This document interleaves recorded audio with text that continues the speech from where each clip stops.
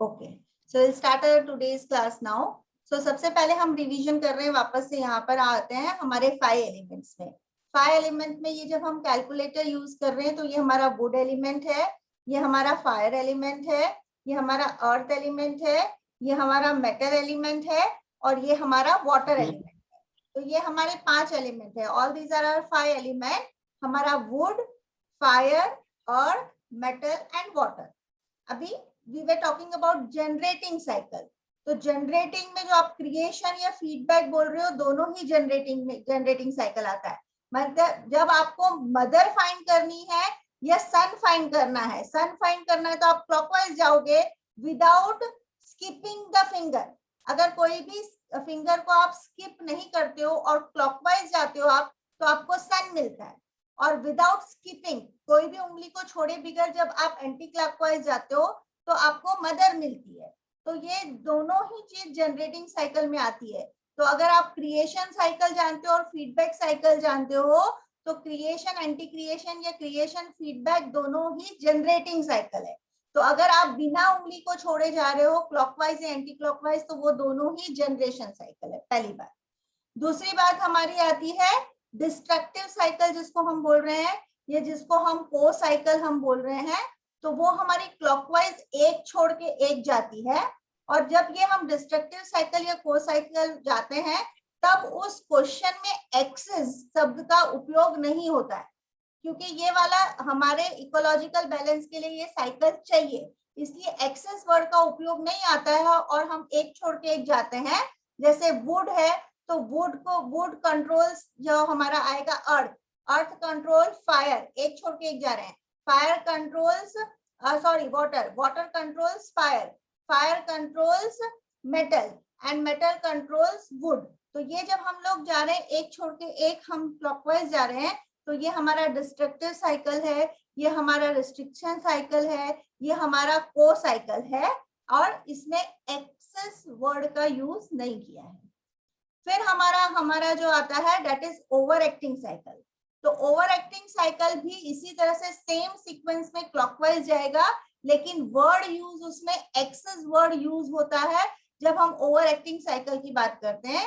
जैसे उसको कैसे बोलते हैं कि वुड एक्सेस इज मेकिंग, हमारा ये जो अर्थ है, would excess making earth deficient. तो एक में एक्सेस आ रहा है और एक में डेफिशिएंट वर्ड यूज हो रहा है, जा रहा है हमारा क्लॉकवाइज ही जा रहा है, एक छोड़ के एक। तो ये जो हमारा है, this is our over acting cycle. हमारा जो फोर्थ साइकिल है वो हमारा काउंटर एक्टिंग साइकिल। और यहाँ पर क्वेश्चन पेपर जो हमारे महाराष्ट्र एग्रीकल्चर काउंसिल का जो अब आ गया है, उसमें they are using the word insulting cycle. तो एक चीज तो हमको क्लियर हो गई कि वो लोग जो यूज कर रहे हैं अभी वर्ड, जो भी उन्होंने क्वेश्चन पेपर किया है, उसमें काउंटर एक्टिंग साइकिल का जो वर्ड यूज किया है वो इंसल्टिंग साइकिल किया है। तो काउंटर एक्टिंग साइकिल बोलेंगे या इंसल्टिंग साइकिल हम बोलेंगे, वो एक छोड़ के एक एंटी क्लॉकवाइज जा रहा है। जैसे वुड इंसल्ट्स यहाँ पर मेटल, मेटल आपका इंसल्ट्स फायर। तो इस तरह से एक छोड़ के एक जब आप एंटी क्लॉकवाइज जा रहे हो, तो ये हमारा इंसल्टिंग साइकिल होता है। ठीक है, अब हम लेते हैं क्वेश्चंस, लेते हैं हम जो हमारे क्वेश्चंस थे, जो एक क्वेश्चन पेपर हमारे पास आया था महाराष्ट्र एक्यूपंक्चर काउंसिल का प्रैक्टिस पेपर 2। तो सबके पास ये पेपर होगा, ग्रुप में भी ये सेंड किया था। तो प्रैक्टिस 2 की हम बात कर रहे हैं, जिसमें पहला क्वेश्चन है if liver disease transmits to kidney. तो सिंपल आप यहाँ पर आ जाइए, लिवर मतलब कहाँ आएगा, वुड में आएगा। इतनी चीजें अगर ये करना है तो आपको ये तो याद रखना पड़ेगा कि कहाँ पर किस चीज में कौन सा है। तो वुड में जो हमारे मेरिडियन आते हैं या ऑर्गन आते हैं वो लिवर एंड गॉल ब्लैडर है, ये आपको पता होना चाहिए कि लिवर एंड गॉल ब्लैडर है। फायर में जब हम आएंगे तो फायर में हमारे पास 4 हैं, हार्ट, स्मॉल इंटेस्टाइन, पेरिकार्डियम और ट्रिपल वर्मर है। जब हम अर्थ में आएंगे तो अर्थ में हमारे पास स्प्लीन एंड स्टमक है। जब हम मेटल में आएंगे तो लंग एंड लार्ज इंटेस्टाइन है। और जब हम वाटर में आएंगे तो किडनी एंड यूरिनरी ब्लैडर है। क्योंकि हमने साइकिल जो है वो एलिमेंट नाम से देखी, हमने उसमें मेरिडियन नाम उस टाइम पे हम लोगों ने जस्ट ओवरव्यू देखा था। तो जो लोगों के लिए बिल्कुल नया है उनको याद करना पड़ेगा। Actually this is a revision course, तो मैं एक्सपेक्ट करती हूँ कि इतना तो हमको अभी तक पता ही होना चाहिए कि वुड में हमारे कौन से मेरिडियन आते हैं। तो फिर भी एक बार वापस रिपीट करती हूँ, वुड में हमारा लिवर एंड गॉल ब्लैडर आता है, फायर में 4 हैं, heart, small intestine, triple warmer और पेरिकार्डियम है, अर्थ में हमारा स्टमक एंड स्प्लीन है, ड्राइनेस में मेटल में जो हमारा है वो लंग एंड लार्ज इंटेस्टाइन है, वाटर में यूरिनरी ब्लैडर एंड किडनी है। अभी एक क्वेश्चन मेरे को ग्रुप में ये भी आया है कि how to use the controlling cycle and how to use the over acting cycle. This is not a subject matter of your exam right now. How to use it आपको कहीं पे नहीं पूछा जाएगा, और अभी आप सिर्फ कॉन्सेंट्रेट करो कि किसको क्या बोलते हैं, वही आपको एग्जाम के लिए जरूरी है। तो just revise, this is not a regular lecture, it's only a revision lecture for exam. तो अभी इंफॉर्मेशन जितनी कम लोगे, जितनी जरूरत है उतना लोगे तो ज्यादा अच्छा है। तो अभी आपको ये पता होना चाहिए। तो हमारे फर्स्ट क्वेश्चन का हमारा जो क्वेश्चन था, it is if liver disease transmitting to kidney. तो लिवर यहाँ है हमारा और एंटी क्लॉकवाइज जा रहा है, liver disease transmitting to kidney. तो बिना एक भी उंगली छोड़े ये गया है और पीछे की तरफ गया है। तो पीछे की तरफ अगर ये जा रहा है तो liver disease transmitting to kidney, तो क्या आएगा answer? liver disease transmitting to kidney. Can you write into this? Yes, it is generative cycle, but your options are whether son affecting mother or mother. ये है, ये एक छोड़ के एक नहीं जा रहा है, तुरंत जा रहा है, तो आपके पास 2 ही ऑप्शन है, या तो ये सन अफेक्टिंग मदर होगा या मदर अफेक्टिंग सन है। अभी क्वेश्चन को यहाँ पे समझने की जरूरत है कि आपका यहाँ पर है liver disease transmitting to kidney, पहले लिवर बीमार हुआ और बाद में किडनी बीमार हुई है। तो अभी आंसर सबने करेक्ट दिए हैं, it is son affecting the mother. ये मदर बीमार हुई और इसका वाटर जो है, वाटर का सन लिवर है, तो ये बीमार हुआ तो ये भी बीमार हो रहा है, तो this is son affecting the mother. Everybody has given correct answer. Second is if liver disease, now again liver disease, पहले लिवर बीमार हुआ है and now it is transmitting to heart. पहले कौन बीमार हुआ? लिवर, और लिवर क्योंकि बीमार हुआ इसलिए अब हार्ट में भी आ रहा है। तो अब यहाँ पर क्या हो गया, ये हार्ट को बीमार किया किसने? उसकी मदर ने। So mother affecting son. Correct, people are giving correct answer. I need more people to answer this. Very good, very good, very good. So let's go with the third question. If spleen disease transmit to lung. तो अभी spleen माने कि हमारा अर्थ आ गया यहाँ पर, और spleen disease third question है। So spleen disease transmitting to lung disease, spleen transmitting to lung, तो what is this? Yes, mother affecting son, mother affecting son. If anybody has doubt into this, then they can write that also. I think अभी clear हो ही गया होगा सबको। Fourth is if spleen disease transmitting to heart. Now this is spleen. पहले spleen disease है और इसकी वजह से हार्ट जो है उसको प्रॉब्लम हो रहा है। So what is the answer? Sarita ma'am, what is the answer? इसका अभी करेक्शन भी हमने लिखा है उस पे। Yes. So the correct answer is correct. Piyush bhai is writing correct. Son affecting mother.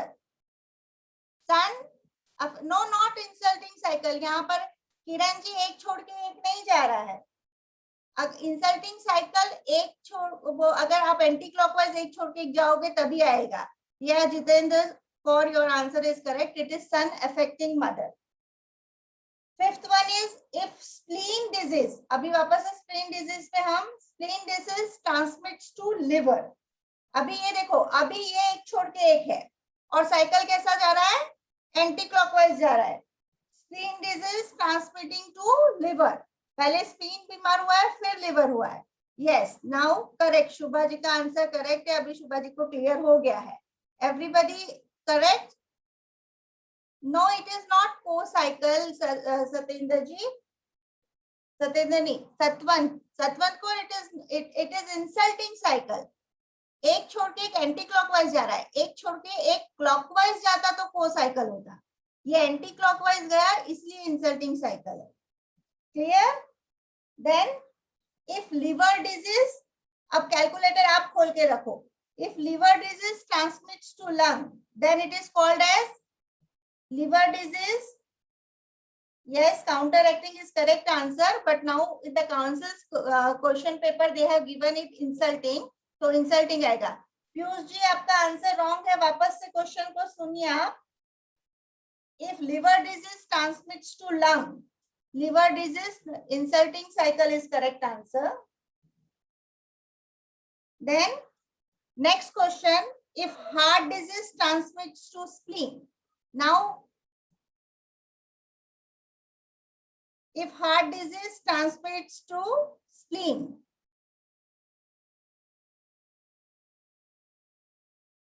mother affecting son, correct answer. Mother affecting son, mother to son. Yes, yes, yes.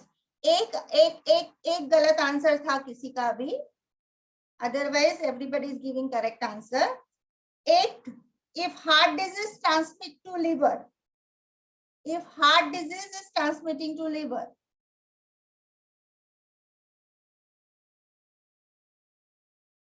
why insulting? Heart disease and liver, तो इसमें gap है एक भी. Son affecting mother is correct answer. Son affecting mother is correct answer. Bhavya वापस से question देखो आप. 9, if heart disease transmit to kidney, अगर हार्ट डिजीज हो रहा है और वो किडनी को ट्रांसमिट कर रहा है तो क्या आंसर आएगा? Heart disease transmitting to kidney, correct. Satwant, now it is clear to you. Yeah, Shraddha correct, Jitendra Kaur correct, Kiran is also correct. Very good. 10th, if lung disease transmit to kidney. 10th, if lung disease transmit to kidney. Correct, Subha ji, correct, Shraddha ji, Kavita ji is also correct, Piyush ji correct, yeah, Kiran, yeah, correct. Mother affecting son is correct, yes. If lung disease transmit to, 11th question is, if lung disease transmit to spleen. Lung की बीमारी अब spleen में spleen disease में transfer हो रही है. या Shubha ji is correct, Kavita correct, Shraddha correct. Son to mother is correct. Son affecting mother is correct answer. Good. Then 12th question, if lung disease transmit to heart. अगर लंग डिजीज है और heart को transmit हो रही है. lung disease transmit to heart. Yeah, correct, everyone correct, true. Good. So now you have understood. If kidney disease transmit to liver. Next question, if kidney disease transmit to liver.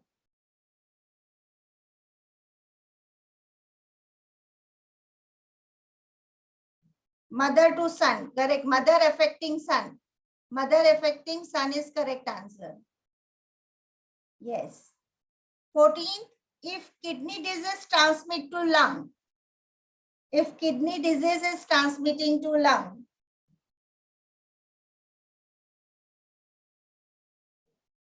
Son affecting mother, yes. Son affecting mother, correct.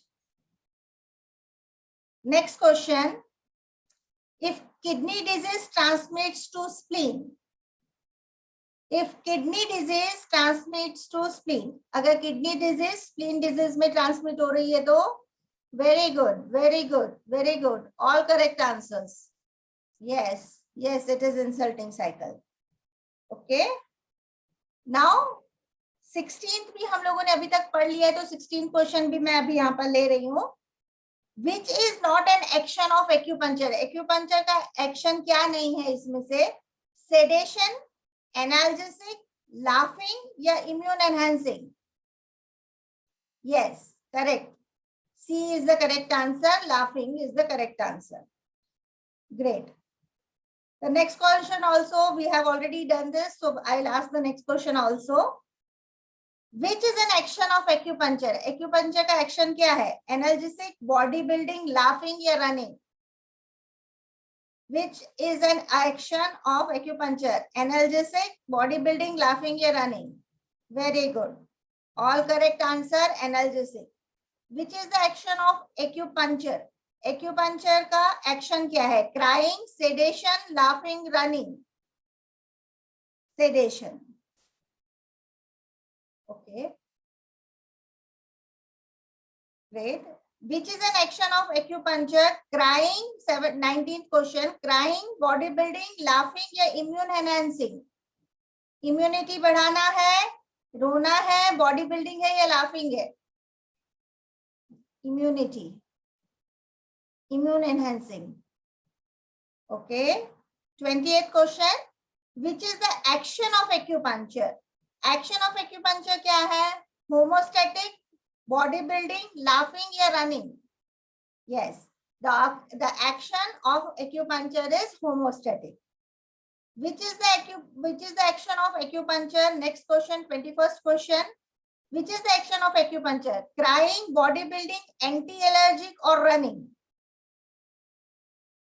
Correct. Anti-allergic is the action of acupuncture. Anti-allergic is the correct answer. Next, which is an action of acupuncture? Crying, body building, laughing or hasten motor recovery in paralyzed patient? Yes, correct answer. So the action of acupuncture is hasten motor recovery in paralyzed patient.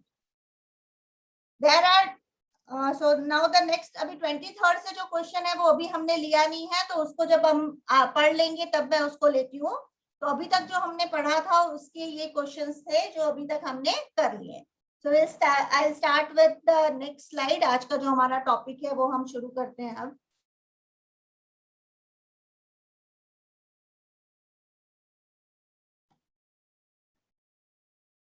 Thank you for showing the thumbs up. So हमारा organ clock theory है. सो organ clock theory में हमारे जो 12 main meridians है उनके जो maximum working का time है और मिनिमम वर्किंग का टाइम है वो हमको इस ऑर्गन क्लॉक से मिलता है. तो हमारा ऑर्गन क्लॉक जो शुरू होता है वो मैक्सिमम वर्किंग का जो शुरू होता है वो मॉर्निंग में. Okay, Bhavna wants to ask something. We will take this question. Bhavna, we can do, you just keep your question with yourself. तो हम लोग लास्ट में इस क्वेश्चन को ले लेंगे.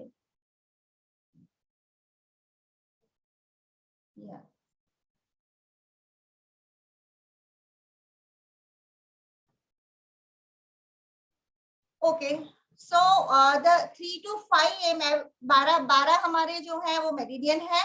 हर एक का 2-2 घंटे का सबसे ज्यादा मैक्सिमम वर्किंग का टाइम है दिन में. उसके एग्जैक्ट 12 घंटे बाद मिनिमम वर्किंग आवर का टाइम है. तो ऑर्गन क्लॉक के हिसाब से टाइम आपको याद रखने चाहिए. इसमें से जरूर आपको क्वेश्चन 2 तो आएंगे ही मिनिमम क्वेश्चन. तो 3 to 5 से आपको 3 to 5 से शुरू करना है. सुबह 3 से 5 से, फिर 5 से 7, 7 से 9, इस तरह से हर एक 2 घंटे में हर एक जो आपके ऑर्गन है बॉडी का उसका मैक्सिमम वर्किंग का टाइम है और उसके एग्जैक्ट 12 घंटे बाद उसका मिनिमम वर्किंग टाइम होता है. फॉर एग्जाम्पल यहाँ पर अगर आप देखेंगे तो यहाँ पर आपका जो है वो 3 to 5 सुबह का जो टाइम है वो लंग मेरिडियन का मैक्सिमम वर्किंग का टाइम है. तो 3 to 5 AM उसका मैक्सिमम वर्किंग का टाइम है. तो उसका जो मिनिमम वर्किंग का टाइम होगा वो 3 to 5 PM उसका मिनिमम वर्किंग का टाइम होगा. राइट. सो ये आपको इस तरह से मिनिमम वर्किंग और मैक्सिमम वर्किंग करना पड़ेगा. नाउ सुजोग पीपल है उनके लिए तो ये बहुत इजी है याद करना, क्योंकि वहां पर हमारे पास नाम जो है मेरिडियन के वो ABCDEFGHIJKL से है. तो सबसे पहले सुजोग वालों के लिए मैं बता देती हूँ कि ABCD से हम शुरू करते हैं तो वहां से हमारे लिए इजी हो जाता है. A का जो टाइम है डेट इज 3 to 5, B का जो है 5 to 7, C का जो है वो 7 to 9, D का जो है वो 9 to 11. सो इस तरह से वो सीक्वेंस में ए से लेके और हमारा के तक में जो है ABCDEFGHIJKL एल तक में जो हमारा है वो सीरीज में 2-2 घंटे मैक्सिमम वर्किंग का टाइम है। तो आपके लिए सुजोग वालों के लिए बहुत इजी है इसको याद करना। जो सुजोग में नहीं है उनको ये टाइम याद करने पड़ेंगे क्योंकि आपके पास सीक्वेंस नहीं है। तो यहाँ पर आपको याद करना पड़ेगा 3 to 5 जो है वो लंग का टाइम है, 5 to 7 लार्ज इंटेस्टाइन का टाइम है मैक्सिमम वर्किंग का, 7 to 9 जो है वो स्टमक का मैक्सिमम वर्किंग का टाइम है, 9 to 11 स्प्लीन का है, 11 to 1 हार्ट का है, 1 to 3 स्मॉल इंटेस्टाइन का है, 3 to 5 ब्लैडर का है, 5 to 7 किडनी का है। मैक्सिमम वर्किंग के टाइम पे ये जो ऑर्गन्स होते हैं ये अपना काम जो है, अगर कोई भी डिजीज में कैसे इसको यूज करते हैं कि कहीं कोई भी डेफिशिएंसी की अगर बीमारी है तो उस टाइम पे मैक्सिमम वर्किंग के टाइम पे हम उसको जो है वो हम ट्रीटमेंट दे सकते हैं। और अगर एक्सेसिवनेस का, अगर कोई भी चीज एक्सेसिव है, ज्यादा है, तो हम उसको उसके एग्जैक्ट 12 आवर्स के बाद डेफिशिएंसी के टाइम पे ट्रीटमेंट देते हैं। ये आपको कोर्स में नहीं पूछने वाले हैं। कोर्स में आपको जो एग्जाम है, एग्जाम में आपको सिर्फ टाइमिंग्स याद रखने हैं कि कौन से टाइम में कौन से ऑर्गन का मैक्सिमम वर्किंग का टाइम है। तो ये पूछा जा सकता है कि भाई इस टाइम पे क्या एक्टिविटी करनी चाहिए, ऐसा शायद क्वेश्चन हो सकता है, जबकि अभी तक तो सिर्फ टाइमिंग्स ही पूछे गए हैं। सो टाइम आपको याद रखना है ईच एंड एवरी ऑर्गन का कि कितने बजे से कितने बजे का किसका मैक्सिमम वर्किंग का टाइम है। मिनिमम वर्किंग के टाइम भी क्वेश्चन पेपर्स में मैंने देखे नहीं है अभी तक। सो आपको ज्यादा जो याद रखना है वो मैक्सिमम वर्किंग के टाइम याद रखना है। इसी तरह से 7 to 9 पेरिकार्डियम का टाइम है, 9 to 11 अपना ट्रिपल वार्मर या ट्रिपल बर्नर, या जनरली इसको क्वेश्चन पेपर में सेंजो ही पूछा गया है। तो सेंजो इसका चाइनीज नेम है, ट्रिपल वार्मर या ट्रिपल बर्नर मेरिडियन का। तो सेंजो का टाइम जो है वो 9 to 11 है। 11 to 1 जो है वो गॉलब्लैडर का टाइम है मैक्सिमम वर्किंग का, और 1 to 3 जो है वो लीवर का मैक्सिमम वर्किंग का टाइम है। तो मैक्सिमम वर्किंग का ये जो टाइम है इसका दूसरा यूज ये होता है कि मैक्सिमम वर्किंग जो ऑर्गन होता है उस टाइम पे अगर हमको ट्रीट करना है तो आके हमने बहुत सारे टाइप के मेरिडियन का देखना है कि हम देखेंगे कि इसके मदर पॉइंट होते हैं, इसके सन पॉइंट होते हैं, इसके लियो कनेक्टिंग पॉइंट होते हैं, इसका जो है वो ओररी पॉइंट होता है। तो यहाँ पर मैं आपको एक्सप्लेन कर देती हूँ because we are doing this organ clock. So उसके साथ ही मैं आपको एक्सप्लेन करती हूँ कि ओररी पॉइंट्स जो होते हैं वो आपके एलिमेंट पॉइंट होते हैं। फॉर एग्जाम्पल अगर हम लंग लेते हैं, ये मेटल एलिमेंट है, तो मेटल एलिमेंट जो है वो लंग है, तो लंग का जो मेटल पॉइंट है उसको ऑररी पॉइंट बोलते हैं। लंग का मेटल पॉइंट ऑररी पॉइंट होगा, वुड का वुड पॉइंट ऑररी पॉइंट होगा, फायर का फायर पॉइंट ऑररी पॉइंट है, अर्थ का अर्थ पॉइंट ऑररी पॉइंट है, मेटल का मेटल पॉइंट ऑररी पॉइंट है, और वाटर का वाटर पॉइंट ऑररी पॉइंट है। तो आपको ऑर्गन क्लॉक का जब इंफॉर्मेशन आपके पास है तो आपको ऑररी पॉइंट्स भी हर एक मेरिडियन के पता होने चाहिए। जैसे लंग का लंग 8 ऑररी पॉइंट है, तो और लंग का टाइमिंग सुबह 3 से 5 है। तो अगर आपको 3 से 5 में लंग 8 पॉइंट ओपन रहता है, ऐसा बोलते हैं, it is open to the universe and taking the energy from the universe from that point, उस पॉइंट पे से, क्योंकि वो लंग का मेटल पॉइंट है तो वो उसके जो मैक्सिमम वर्किंग का टाइम है उस टाइम पे वो ओपन रहता है और यूनिवर्स से एनर्जी लेता है। तो ऑररी पॉइंट आपको याद रखना है कि जब हम ऑर्गन क्लॉक के हिसाब से ट्रीटमेंट करते हैं तो जो पॉइंट को हम निडल करते हैं वो उसके सेल्फ पॉइंट को, माने कि ऑररी पॉइंट को हम निडल करते हैं। वापस से हाँ, ये जो एक तो ऑर्गन क्लॉक है, हर एक का 2-2 घंटे का मैक्सिमम वर्किंग का टाइम है। फिर आपके जो भी ये ऑर्गन है इसमें ये डिवाइडेड है आपका 5 एलिमेंट में। तो 5 एलिमेंट में ईच एंड एवरी एलिमेंट में एक इंग और एक यांग है, सिर्फ फायर में 2 इंग और 2 यांग है, ठीक है, इसलिए यहाँ पर 12 है। तो आप अगर एलिमेंट के हिसाब से, अगर आप ये ऑर्गन क्लॉक के हिसाब से ट्रीटमेंट करना चाहते हैं तो ऑर्गन के क्लॉक के टाइमिंग के हिसाब से जब आप पेशेंट को बुलाओगे तो वो उस टाइम पे उसका ऑररी पॉइंट ट्रीटमेंट में यूज किया जाता है, क्योंकि उस टाइम पे यूनिवर्स से ओपन है और एनर्जी ऑलरेडी उस पॉइंट में मिल रही है। तो हर एक जो क्या बोलते हैं मेटल, हर एक एलिमेंट का जो पॉइंट है उसका खुद का जो एलिमेंट पॉइंट है that is called as horary point. Like lung and large intestine का metal point is horary point. Stomach and spleen का जो अर्थ पॉइंट है that is the horary point. आपका हार्ट एंड स्मॉल इंटेस्टाइन का fire point है is the horary point. Urinary bladder kidney का horary point water point है. Pericardium triple warmer का horary point fire point है. Liver and gall bladder का horary point would point है. तो जब हम 5 एलिमेंट्स के पूरे पॉइंट देखेंगे तो उसमें हम देखेंगे जो पॉइंट उसका खुद का एलिमेंट का पॉइंट है that is called as the horary point.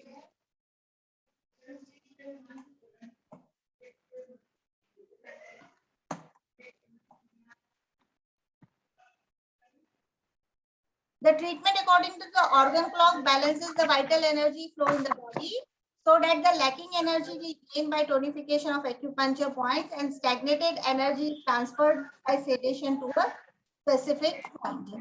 ये पूरा ये टेबल है आपका ऑप्टिमम ऑफ एनर्जी का. सबसे ज्यादा एनर्जी कौन से ऑर्गन में कौन से टाइम पे होती है, जो वहां पर क्लॉक के उसमें था वो ये टेबुलर फॉर्म में यहाँ पर सारे टाइम्स दिए गए हैं, टाइम स्लॉट दिया हुआ है.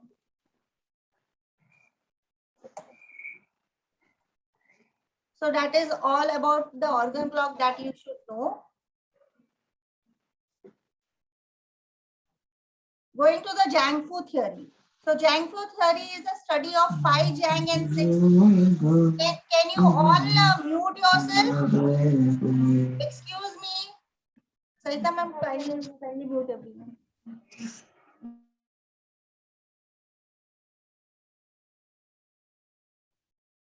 Okay. So Jang Fu theory. Now Jang मतलब yin होता है और Fu मतलब yang होता है. I'll repeat myself. जैंग जो होता है वो इंग होता है और फू यानी कि यांग ऑर्गन्स को फू ऑर्गन्स कहते हैं. अभी जैंग ऑर्गन ऐसे हमने देखा इंग और यांग में दोनों 6 में हम डिवाइड करते हैं, लेकिन जब हम जैंग फू थियोरी को पढ़ते हैं तो हम ऑलवेज लिखते हैं कि 5 जैंग ऑर्गन है और 6 फू ऑर्गन है, क्योंकि हार्ट और पेरिकार्डियम को यहाँ पर एक ही गिन रहे हैं, क्योंकि पेरिकार्डियम हार्ट का ही कवरिंग होता है. इसलिए जब आपको क्वेश्चन में भी आएगा कि जैंग ऑर्गन्स में अगर आपके पास नंबरिंग है 6, 5, 10, 12 तो आप जैंग ऑर्गन में 5 को टिक करेंगे, because heart and pericardium in the classification of zang and fu उसको हार्ट एंड पेरिकार्डियम को एक ही लिया गया है इसलिए. So you have to remember this कि there are 5 zang organ and 6 fu organ. और जैंग ऑर्गन के नाम क्या है? तो heart, liver, spleen, lung and kidney है. यहाँ पर पेरिकार्डियम नहीं दिया है क्योंकि पेरिकार्डियम को is a part of heart गिना है इसलिए, और इसीलिए यहाँ पर इसको 5 गिना जाता है. तो अपार्ट फ्रॉम दिस पेरिकार्डियम बाकी के 4-5 जो है वो जैंग ऑर्गन्स यहाँ पर नाम लिए हुए हैं: heart, liver, spleen, kidney and lung. Then there are 6 fu organ which include आपके जो यांग ऑर्गन है उनको फू ऑर्गन बोलते हैं, और यांग ऑर्गन के नाम भी आप लोगों को सबको पता है कौन से हैं. तो gall bladder, stomach, small intestine, large intestine, urinary bladder and sanjiao. You can learn it as Sanjo, you can learn it as triple burner, you can learn it as triple warmer, but you should know all these 3 names क्योंकि किसी भी नाम से पूछा जा सकता है. What is a Jang Fu? A Jang Fu is a collection organ that produce and regulate qi within the body. Unlike in Western medicine, this organ should not be thought as an anatomical structure, but rather as interconnected function that explain how qi is produced in the body. The function performed by each organ are referred as the organ's qi. Heart qi, in total there are 11 organs, 5 Jang and 5 6. इस slide में से आपको जैंग organ कितने हैं तो number आपको याद रखने इस स्लाइड में से जो आपके क्वेश्चंस आएंगे वो तो टोटल नंबर का एक आएगा. तो जैंग में 5 हैं और फू में 6 हैं, और इनके नाम, जैंग ऑर्गन के नाम कौन से और फू ऑर्गन के नाम कौन से उतना आपको याद रखना है. तो जैंग ऑर्गन आपके इंग ऑर्गन है, फू ऑर्गन है वो आपके यांग ऑर्गन है, तो वही इस स्लाइड में से आपको याद रखना है. नाउ जैंग फू थियोरी में जो 5 जैंग ऑर्गन है उनका काम यहाँ पर है. लंग का रेस्पिरेशन का है, लार्ज इंटेस्टाइन का excretion of waste. Heart and pericardium को एक ही लिया गया है, जो 5 जैंग ऑर्गन हमारे हैं उसमें हार्ट एंड पेरिकार्डियम को एक ही लिया गया है। यहाँ पे सर्कुलेशन ऑफ ब्लड जो है वो हार्ट का काम है, वो एक्टिविटी सबको पता है, लेकिन मेंटल एक्टिविटी आपको सिर्फ टीसीएम थियोरी में आएगा। तो मेंटल एक्टिविटी टीसीएम थियोरी में एक तो हार्ट में आता है और दूसरा गॉल ब्लैडर में आता है।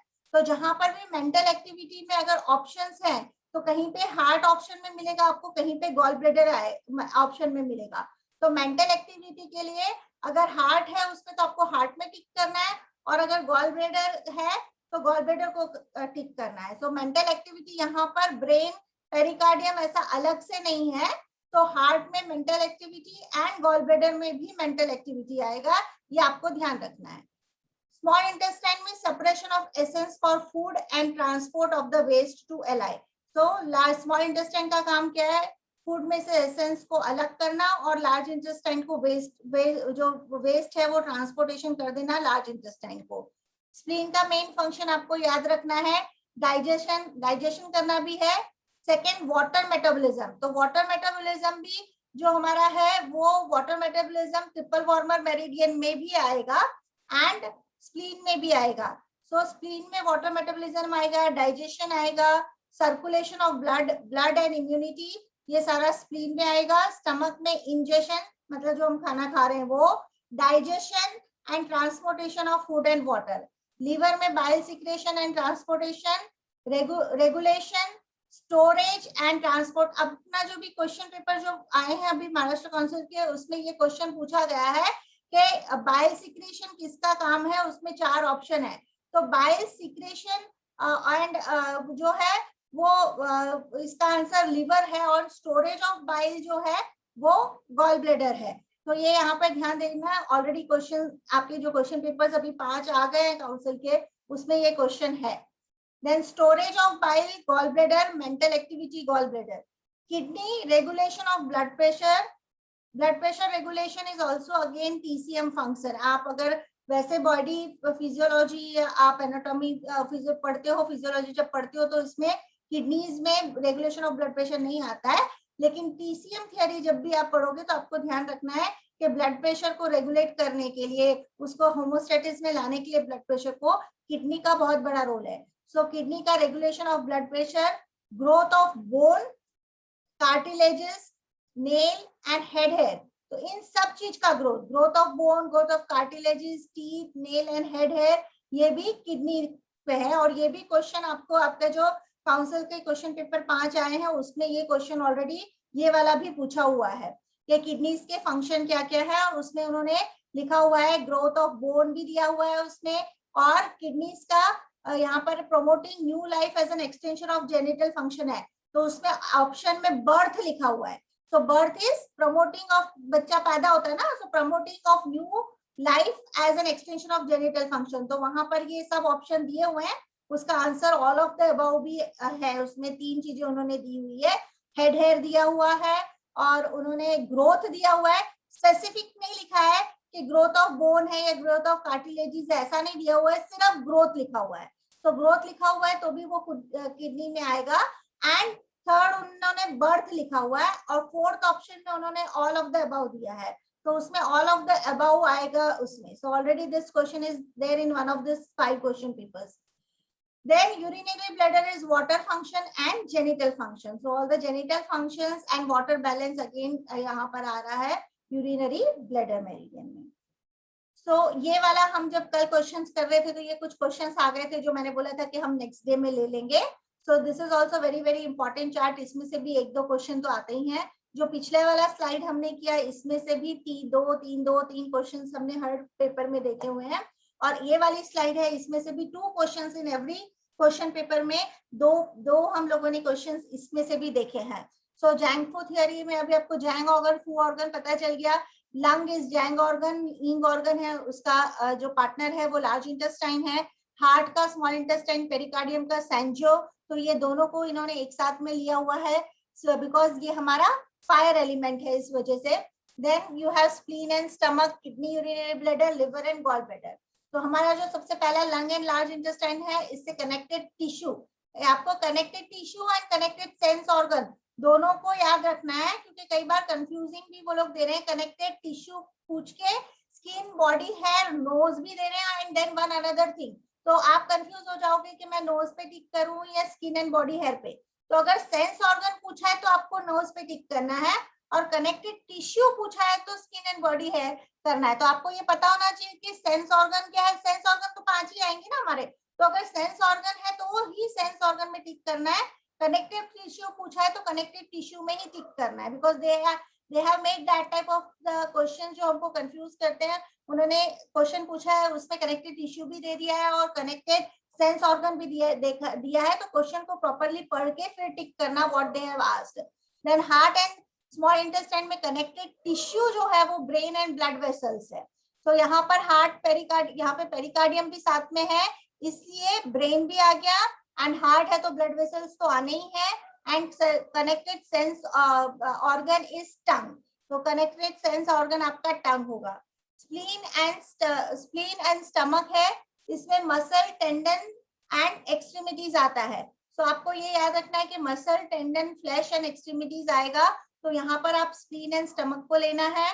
और कनेक्टेड जो सेंस ऑर्गन है वो हमारा माउथ है। किडनी, यूरिनरी ब्लैडर है, बोन एंड हेड हेयर है, तो आपके जो बॉडी के हेयर है वो लंग में आएगा, लंग, लार्ज इंटेस्टाइन में, और आपके सर के हेड हेयर है वो किडनी और यूरिनरी ब्लैडर में आएगा, और सेंस ऑर्गन ईयर है। लिवर एंड गॉल ब्लैडर में मसल एंड टेंडन है, और कनेक्टेड सेंस ऑर्गन जो है वो आईज है। तो ये बहुत ही इंपॉर्टेंट है, इसमें से एक दो मिनिमम 2 क्वेश्चंस इस स्लाइड में से आते ही हैं। जैंग ऑर्गन के लिए जो वर्ड आपको याद रखने हैं वो ये है कि they store the vital essence of the body.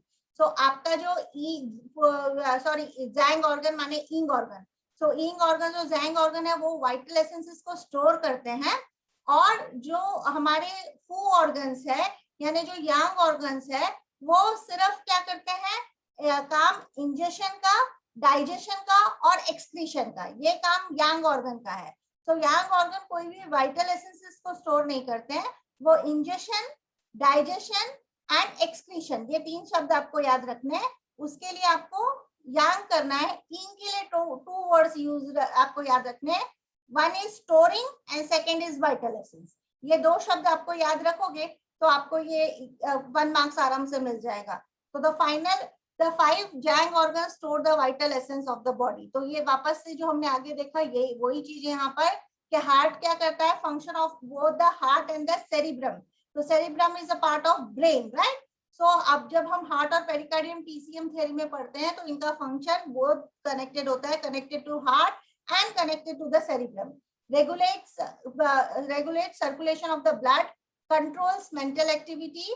तो आपको ये ध्यान रखना है कि हार्ट का, पेरिकार्डियम का जो है that is controls mental activity, और बहुत सारे क्वेश्चन पेपर में ये आया है। अभी जो हमारा महाराष्ट्र एक्यूपंक्चर काउंसिल का जो पेपर है उसमें भी ये क्वेश्चन है, कंट्रोल्स मेंटल एक्टिविटी। तो कौन कंट्रोल करता है मेंटल एक्टिविटी?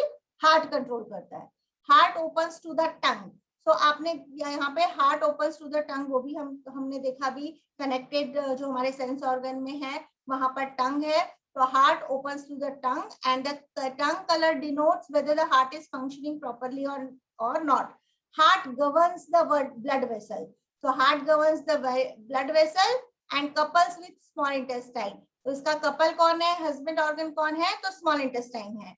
तो दिस इज ऑल, जितनी भी 1 2 3 4 5 पॉइंट्स हैं, 5 के 5 पॉइंट इंपॉर्टेंट है क्योंकि डिफरेंट क्वेश्चन पेपर में ये 5 पूछे गए हैं, किसी में कोई, किसी में कुछ। तो आपको हार्ट के लिए ये 5 चीजें याद रखनी है कि regulate circulation of blood, mental activity control करता है, opens to the tongue and governs the blood vessel. All these 4 questions have been asked into the Maharashtra Acupuncture Council test papers also. So all these 4 points are very, very important. Lung regulates respiration, ये हमको पता है। All blood travels to the lung and then circulates. तो यहाँ पर ये बहुत important है कि the point of origin of circulation of blood, heart पूरे बॉडी में ब्लड को सर्कुलेट करता है, लेकिन पॉइंट ऑफ ओरिजिन जो है जहां से शुरू होता है वो point of origin of the circulation of the blood वो लंग करता है हार्ट में। ये आपको याद रखना है। ओपन्स टू द नोज, तो ऑलरेडी हमने देखा सेंस ऑर्गन में कि लंग एंड लार्जर इंटेस्टाइन का जो है वो हमारा नोज है। So opens to the nose, sense organ इसका नोज है, और गवर्न स्किन एंड बॉडी है। तो इसलिए कनेक्टिव टिश्यू क्या है, जो इस चीज को वो गवर्न करता है उसको कनेक्टिव टिश्यू बोलते हैं, ठीक है। So governs the skin and body hair, तो connective tissue of the lung क्या हुआ, skin and body hair, and couples with large intestine, उसका हस्बैंड ऑर्गन कौन है, लार्ज इंटेस्टाइन। स्प्लीन, बहुत टाइम नहीं ले रही इसमें क्योंकि मुझे पता है कि ये सारी चीजें आप लोगों को पता है, जो चीज न्यू है आपने नहीं लिखी उसको मैं 2 बार 3 बार बोलती हूँ। Spleen, spleen is it regulates digestion, तो डाइजेशन में स्प्लीन का काम होता है। कंट्रोल्स वाटर मेटाबॉलिज्म, तो यहाँ पर आपको कंट्रोल्स वाटर मेटाबॉलिज्म, ये खास ध्यान रखना है क्योंकि डाइजेशन का तो आपको पता है, लेकिन आपको ये भी पता रखना है कि स्प्लीन का जो है वाटर मेटाबॉलिज्म में भी काम है। तो कहीं पे भी पानी भर रहा है, जम रहा है, कहीं स्वेलिंग आई है, तो वो सब क्या होता है, वाटर मेटाबॉलिज्म की प्रॉब्लम है। कहीं पे आपका पानी भर गया है, कहीं पे स्वेलिंग आ रही है, this is all related to water metabolism. तो controls water metabolism. Second, third, controls the circulation of blood by holding it within the vessel. तो ये बहुत इंपॉर्टेंट फंक्शन है स्प्लीन का, कि वो स्प्लीन की वजह से ही जो वेसल्स है उसमें ब्लड जो है वो रहता है। अगर ब्लड में वेसल नहीं रहेगा, ब्लड वेसल्स में अगर ब्लड नहीं रहेगा तो हर जगह से रैप्चर हो जाएंगी, जो नर्व होती है, वेन होती है, उनके रैप्चर शुरू हो जाते हैं। तो जहां पर भी रैप्चर का ट्रीटमेंट करना होता है वहां स्प्लीन को हम लोग टोनिफाई करते हैं। तो यहाँ पर आपको याद रखना है कि वाटर मेटाबॉलिज्म तो वो करता ही है, इसके अलावा जो वेसल्स है उसमें ब्लड को होल्ड करने का काम, ब्लड को होल्ड करने का काम भी स्प्लीन का है। Spleen governs muscle, so spleen will govern muscles, soft tissues of all the 4 extremity, चारों एक्सट्रीमिटी हमारे हाथ और पैर हैं, इनके मसल को भी स्प्लीन गवर्न करता है। Supplies nutrition to the tongue and lips, तो टंग एंड लिप्स दोनों को ही ये न्यूट्रिशन सप्लाई करता है। Opens to the mouth, mouth को ओपन्स टू द माउथ है, एंड कपल्स विद स्टमक, और स्टमक के साथ इसका it couples with the stomach. इसमें एक क्वेश्चन था ना अभी जो सही था मैम, लिप्स एंड हाँ,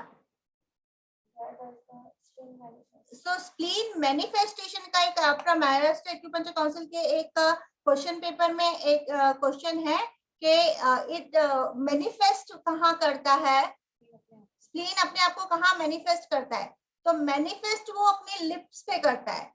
through tongue it manifest on the lip, तो अगर मैनिफेस्ट कहाँ करता है वो आपको आपका क्वेश्चन है तो उसका आंसर लिप्स आएगा। You already have this question, I think it is paper 2, I think it's into your paper number 2। तो मैनिफेस्टेशन अगर आएगा कि स्प्लीन अपने आप को मैनिफेस्ट कहाँ करता है तो उसका आंसर लिप्स पे आएगा, right. Then liver, liver stores and regulates the blood. So liver is storing the blood as well as it is also regulating the blood. You know that average volume of the blood in a human body is 4 to 5 liters. 4 से 5 litre average volume of blood होता है in human body. उसमें से all the time 1/4 of the average volume of the blood, तो 1/4 of the average volume of blood है। Kavita ji kindly don't scribble on to the screen. So 1/4 volume जैसे 5 litre है तो 1 litre blood है वो हमेशा जो है वो लिवर में स्टोर रहता है। जो कभी भी अगर कोई एक्सीडेंट होता है या कहीं पे ज्यादा ब्लड लॉस होता है, even during the bleeding also, तब ये लिवर उस ब्लड को बॉडी में जो है वो सीक्रेट करता है। तो अगर लिवर में कहीं पे अगर एक्सीडेंट में चोट आ जाए या कुछ हो जाए तो आदमी का बचना इसीलिए मुश्किल होता है क्योंकि 1/4 of the average volume of blood है वो एक साथ निकल जाता है। If you remember the Pramod Mahajan case of Mumbai, तो उसके लिवर में गोली लगी थी, इस वजह से वो नहीं बचा, क्योंकि लिवर में गोली लगेगी तो इमीडिएटली जो है वो 1 लीटर ब्लड जो स्टोर हुआ है लिवर में वो निकल जाएगा। तो ये या opens to mouth is what is it? Opens to mouth, what is your question? Okay, I'll take the question later. Okay, so stores and regulates the, you have to remember for the liver that it stores and regulates the blood, secretes bile, governs the tendon and the endocrine. So आपके लिए ये नया है, tendencies तो आपको पता ही है कि लिवर गवर्न करता है, लेकिन according to the TCM theory ये इवन एंड्रोक्राइंस को भी लिवर गवर्न करता है। I think this is also one of the question into the जो क्वेश्चन पेपर अभी तक आ गए हैं उसमें ये एक क्वेश्चन भी है। तो governs liver governs the endocrine glands, ये भी आपको याद रखना है कि नॉट ओनली टेंडन्स लेकिन वो एंड्रोक्राइन ग्लैंड्स को भी लिवर जो है उसको गवर्न करता है। Transports the blood, opens to the eyes, आपका आईज को opens to the eyes and couples with gall bladder, इसका कपल गॉल ब्लैडर है। किडनी है, it includes genital function, regulates bone growth and teeth. Bone कोई भी चीज का, जैसे हमने बोला ग्रोथ है तो ग्रोथ का होगा बोन ग्रोथ, टीथ, ये सारा कुछ किडनी रेगुलेट करता है। Kidney governs bones, cartilages and head hair, तो किडनी जो गवर्न करता है वो बोन्स को, कार्टिलेजेस और हेड हेयर को गवर्न करता है। गवर्न करता है मतलब ये उसके कनेक्टेड टिश्यूज है किडनी के, bone, cartilages and head hair. या तो आप इसको बोल सकते हो कि kidney governs bone, cartilages and head hair, या तो आप बोल सकते हो कि connective tissues of kidneys are bone, cartilages and head hair. Generates vital essence, तो ये वाइटल एसेंस को जनरेट करता है। कंजेनाइटल एंड एक्वायर्ड, दोनों टाइप के जो वाइटल एसेंसेस है उसको किडनी जो है वो जनरेट करता है, चाहे वो कंजेनाइटल हो या एक्वायर्ड हो। तो कंजेनाइटल हमने ऑलरेडी पहले समझा ही है, एक्वायर्ड भी समझा है। तो vital essence is a component of chi, of vital energy that is directly connected to the reproductive mechanism. Congenital chi हम जिसको बोलते हैं या कंजेनाइटल वाइटल एसेंस जो हम उसको बोलते हैं, इसको अगर हम साइंस की लैंग्वेज में समझे तो it is the genetic material in sperm and ovum. तो जो स्पर्म और ओवम होता है वही हमारा, जो हमने सबसे पहली वाली चीज देखी थी कि जो पेरेंट से इनहेरिट हुई है, कंजेनाइटल चीज जो हमारी है वो क्या है, अगर इसको हम समझे तो it is the genetic material like sperm and ovum. इसीलिए ये it is one obtains at the time of conception.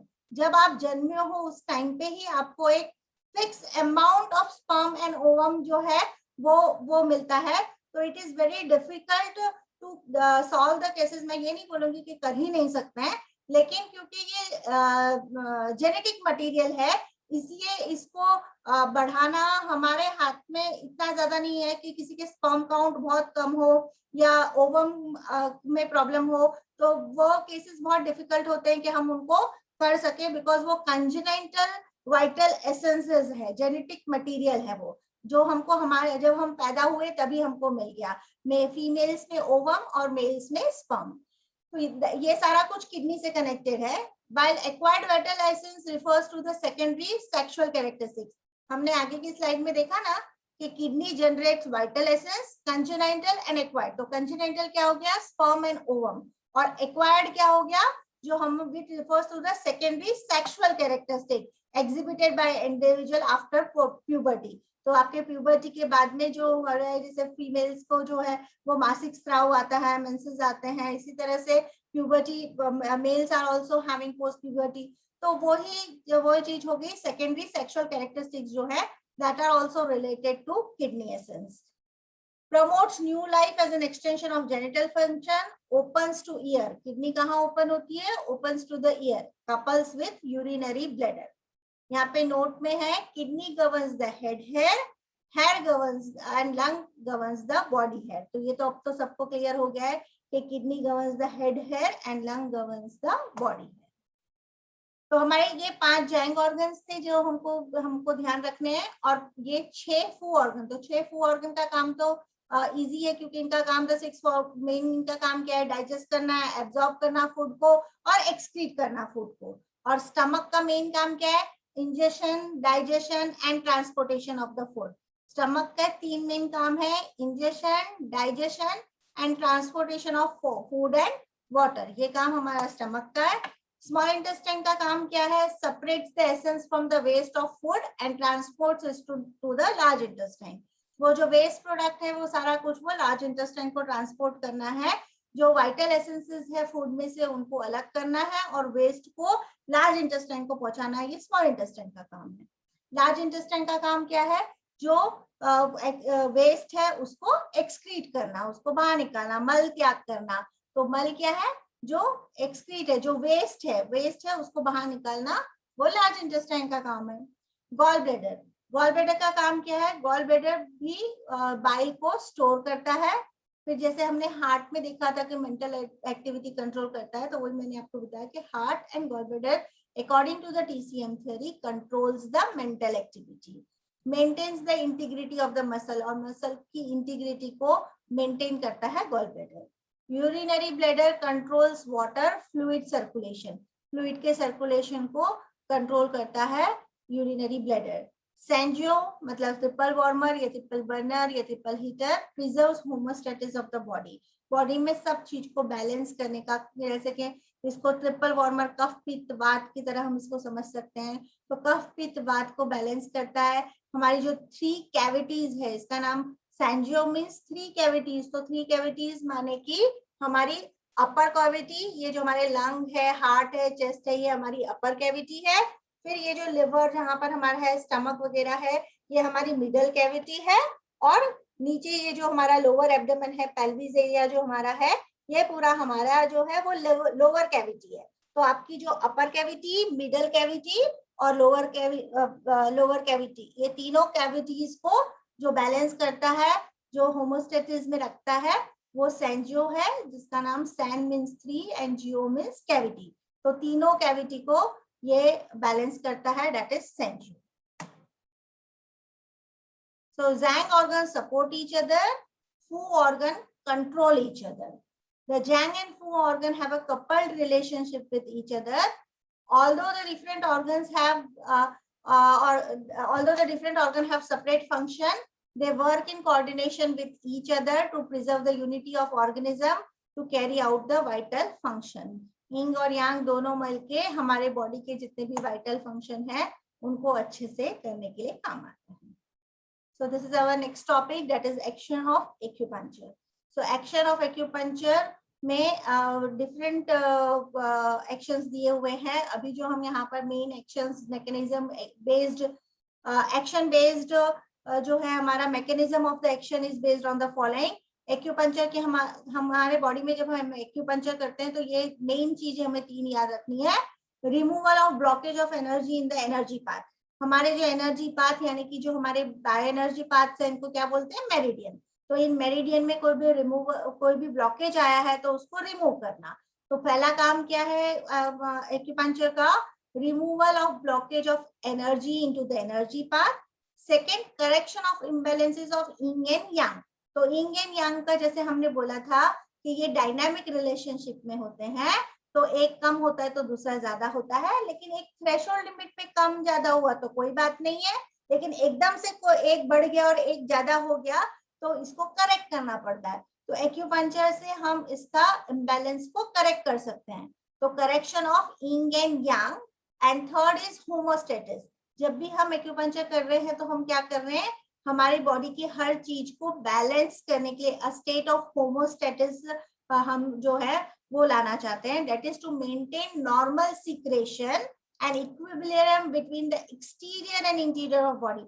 हमारे बॉडी का एक्सटीरियर और हमारे बॉडी का इंटीरियर, यानी हमारे बॉडी का सरफेस और हमारे बॉडी के वाइटल ऑर्गन्स, इन दोनों का जो है इंटीरियर एक्सटीरियर के बीच में एक संतुलन मेंटेन करना, ये काम एक्यूपंक्चर से हम करते हैं। तो 3 things you have to remember: removal of the blockage of energy into the energy path, correction of imbalance of yin and yang, homostasis, that is to maintain normal secretion and equilibrium between exterior and interior. So ये भी question कहीं पे है और तीनों option दिए हुए हैं, तो आपका आंसर इसमें ऑल ऑफ द अबव आता है। ये भी किसी को एक क्वेश्चन पेपर में एक क्वेश्चन है। Acupuncture is a modality of medicine involving insertion of needle at certain precise location to achieve therapeutic effect. Acupuncture क्या है? It is a modality of medicine involving insertion of needle. इसमें क्या कर रहे हैं? हम नीडल डाल रहे हैं precise location पे, जो जगह जो जहाँ पर acupuncture points है वहां पर डाल रहे हैं, ताकि हमको therapeutic effect, किसी को कोई चीज ठीक कर सके, वो इफेक्ट ला सके, उसके लिए निडल डाल रहे हैं, that is acupuncture. So acupuncture is a modality of medicine, modality of treatment, modality of medicine involving insertion of needle at certain precise location to achieve therapeutic effect. Acupuncture stimulates the secretion of endogenous opioids so endogenous opioids क्या होता है? तो अगर कभी भी आपको कोई भी बॉडी में कुछ भी पेन अगर है, तो जनरली जो ओपियाइड्स होते हैं ये पेन रिलीविंग होते हैं, तो जिनसे पेन कम होता है। जितनी भी पेन किलर आप बाहर से खाते हो इसमें दे आर ओपीआईडी। तो ओपीआईओडी जो हमारी है, ये जो हम बाहर से दवाई खाते हैं इनको बोलते हैं एक्सोजेनस ओपीआईओडी, और जो हमारे बॉडी में खुद सीक्रेट होती है that is called as endogenous opioid. तो एक्यूपंक्चर को जब हम स्टिमुलेट एक्यूपंक्चर जब हम करते हैं तो क्या होता है, हमारे बॉडी के अंदर ऑलरेडी वो पेन किलिंग मेडिसिन है, तो हम क्या कर रहे हैं, एंडोजेनस ओपियाइड्स को सीक्रेट हो रहा है। Endorphins opioid endorphins by generating nerve signal to the brain, nerve signal brain को जाता है, and also by activation of other neural pathways. तो बहुत सारे न्यूरल पाथवेज हमारे बॉडी में है जिसको वो एक्टिवेट करता है, जिसकी वजह से सीक्रेशन ऑफ न्यूरोट्रांसमीटर होता है, और जिसकी वजह से ये जो हमारे हार्मोन्स हैं, एंडोजेनस ओपीआईडीज है, एंड्रोफिन्स है, ये रिलीज होते हैं, जिससे कि एक्यूपंक्चर हमको हेल्प करता है in all kind of pain disorders specifically. So there are many more theories postulated to see the effect of acupuncture. बहुत सारी theories है, लेकिन अभी हमारे सिलेबस में ये है. Indication of acupuncture, WHO has recommended a list of disease condition which can be treated by acupuncture. बहुत बड़ी लिस्ट है वो, और वो लिस्ट के हिसाब से हमारे आपको जो पीपीटी ये जो पूरा मैं शेयर करूंगी उसमें वो 45 डिजीजेस भी हैं जिसने WHO ने जो रिकॉग्नाइज किया कि एक्यूपंक्चर इसमें काम करता है. अभी लिमिटेशन ऑफ एक्यूपंक्चर, कोई भी थियरी या थेरेपी हम सीखते हैं तो उसके इफेक्ट से ज्यादा उसके लिमिटेशंस और उसके कॉन्ट्राडिक्शन क्या है ये जानना सबसे ज्यादा जरूरी होता है. तो लिमिटेशन ऑफ एक्यूपंक्चर रिस्क में क्या है, ब्लीडिंग, डायथीसिस और पेशेंट टेकिंग ब्लड थिनर. तो लिमिटेशन ऑफ एक्यूपंक्चर, जो लोग जिन लोगों को बहुत जल्दी ब्लीड हो जाता है, या फिर वो पेशेंट के जिन जो ऑलरेडी ब्लड थिनर पे है, जैसे कि इकोस्प्रिन या एस्प्रिन जो लोग ले रहे हैं तो ऑलरेडी ब्लड थिनर्स पे हैं, तो उनको आपको एक्यूपंक्चर देने से पहले आपको ध्यान से उनको देना पड़ेगा, या आप एक्यूपंक्चर की दूसरी मोडालिटी उनके लिए यूज करो, क्योंकि ऑलरेडी वो ब्लड थिनर ले रहे हैं, आपने नीडलिंग किया, नीडल निकालते वक्त अगर ब्लड निकल रहा है तो हो सकता है कि वो ब्लड निकाल जो रोकना है, बंद करना है, वो मुश्किल हो जाए. तो उसके लिए दूसरी मॉडलिटीज ऑफ एक्यूपंक्चर अगर आपको पता है कि ये आपको पता है, मतलब आपको पता होना ही चाहिए हिस्ट्री, जब आप पेशेंट की लोगे तो आपको पता चलेगा वो क्या क्या मेडिसिन ले रहा है. तो अगर वो ब्लड थिनर्स ले रहा है तो आप इंस्टेड ऑफ नीडल आप दूसरी मोडालिटीज जो है, इलेक्ट्रोएक्यूपंक्चर है या लेजर है या मोक्सिबिशन है, ऐसी मोडालिटीज आप उसको यूज कर सकते हो जिसमें कि ब्लड, अगर हमने अब उसका ब्लड नहीं लेंगे क्योंकि नीडल डालेंगे और नीडल निकालते समय अगर ब्लीडिंग हुआ तो ब्लीडिंग को रोकना मुश्किल होगा. ब्लीडिंग, सोरनेस एंड ब्रूसिंग में occur on the needling side. तो कभी कभी जहां पर हमने नीडल की होती है वहां पे सोरनेस, दर्द हो जाता है, ब्रूसिंग हो जाता है, मतलब वहां पे लाल या काला कलर हो जाता है उस जगह पे, तो ये हो सकता है. तो ये वन ऑफ द लिमिटेशन है, लेकिन इसको ज्यादा लिमिटेशन में हम नहीं लेते, लेकिन फिर भी अगर लिमिटेशन में क्वेश्चन आया है तो हम जरूर इसको टिक कर सकते हैं. ऐसा कभी होता भी है तो खाली आइस एप्लीकेशन करने के लिए पेशेंट को बोलते हैं तो वो नेक्स्ट डे तक ठीक हो जाता है. अनसर्टाइल नीडल्स में इन्फेक्ट द पेशेंट. तो अभी तो हम स्टेरिलाइज नीडल ही सब क्लिनिक में यूज कर रहे हैं, लेकिन अनसर्टाइल नीडल अगर कोई यूज कर रहा है तो उससे इन्फेक्शन पेशेंट को हो सकता है. नीडल्स में break and damage the internal organ. ये रेयरेस्ट में रेयर केस होता है, मतलब बहुत कम चांसेस होते हैं कि ऐसा होता है, लेकिन हो सकता है, इसलिए लिमिटेशंस में है कि नीडल में break and damage the internal organ. वैसे तो जो इंटरनल ऑर्गन तक हम जो नीडल यूज कर रहे हैं एक्यूपंक्चर में, वो इतनी थिन होती है कि वो उसको जो है वहां तक पहुंच ही नहीं पाएगी. पहले तो इट कैन नॉट पंचर, क्योंकि बहुत थिन नीडल हम लोग यूज कर रहे हैं. अगर हम लोग जो हमारी क्या बोलते हैं इसको, नीडल जो हम इंजेक्शन के लिए जो नीडल यूज कर रहे हैं वो वाली सर्जिकल नीडल अगर यूज करते हैं तो डैमेज हो सकता है. जो लोग ड्राई नीडलिंग करते हैं, तो जब ड्राई नीडलिंग करते हैं तो डैमेज हो सकता है. जनरली एक्यूपंक्चर में बहुत कम चांसेस होते हैं. अगर बहुत बड़ी वाली नीडल ले ली है आपने और ऐसा कुछ किया है तो हो सकता है, but this is one of the limitation. और अगर ब्रेक हो गई तो फिर बहुत मुश्किल हो जाएगी, अगर वो बॉडी में ब्रेक हो गई तो. नीडल्स में injure the organ when inserted into the chest and upper back. तो वही बात है कि अगर आपने बहुत बड़ी साइज की नीडल ली है और फिर आपने चेस्ट या अपर बैक में डाली है और उसको आपको जिस तरह से नीडलिंग करना चाहिए उस तरह से नीडलिंग नहीं किया है, तो आपका चेस्ट एरिया और अपर बैक एरिया जो है वो नीडल हो सकता है। So these are some of the limitation of acupuncture.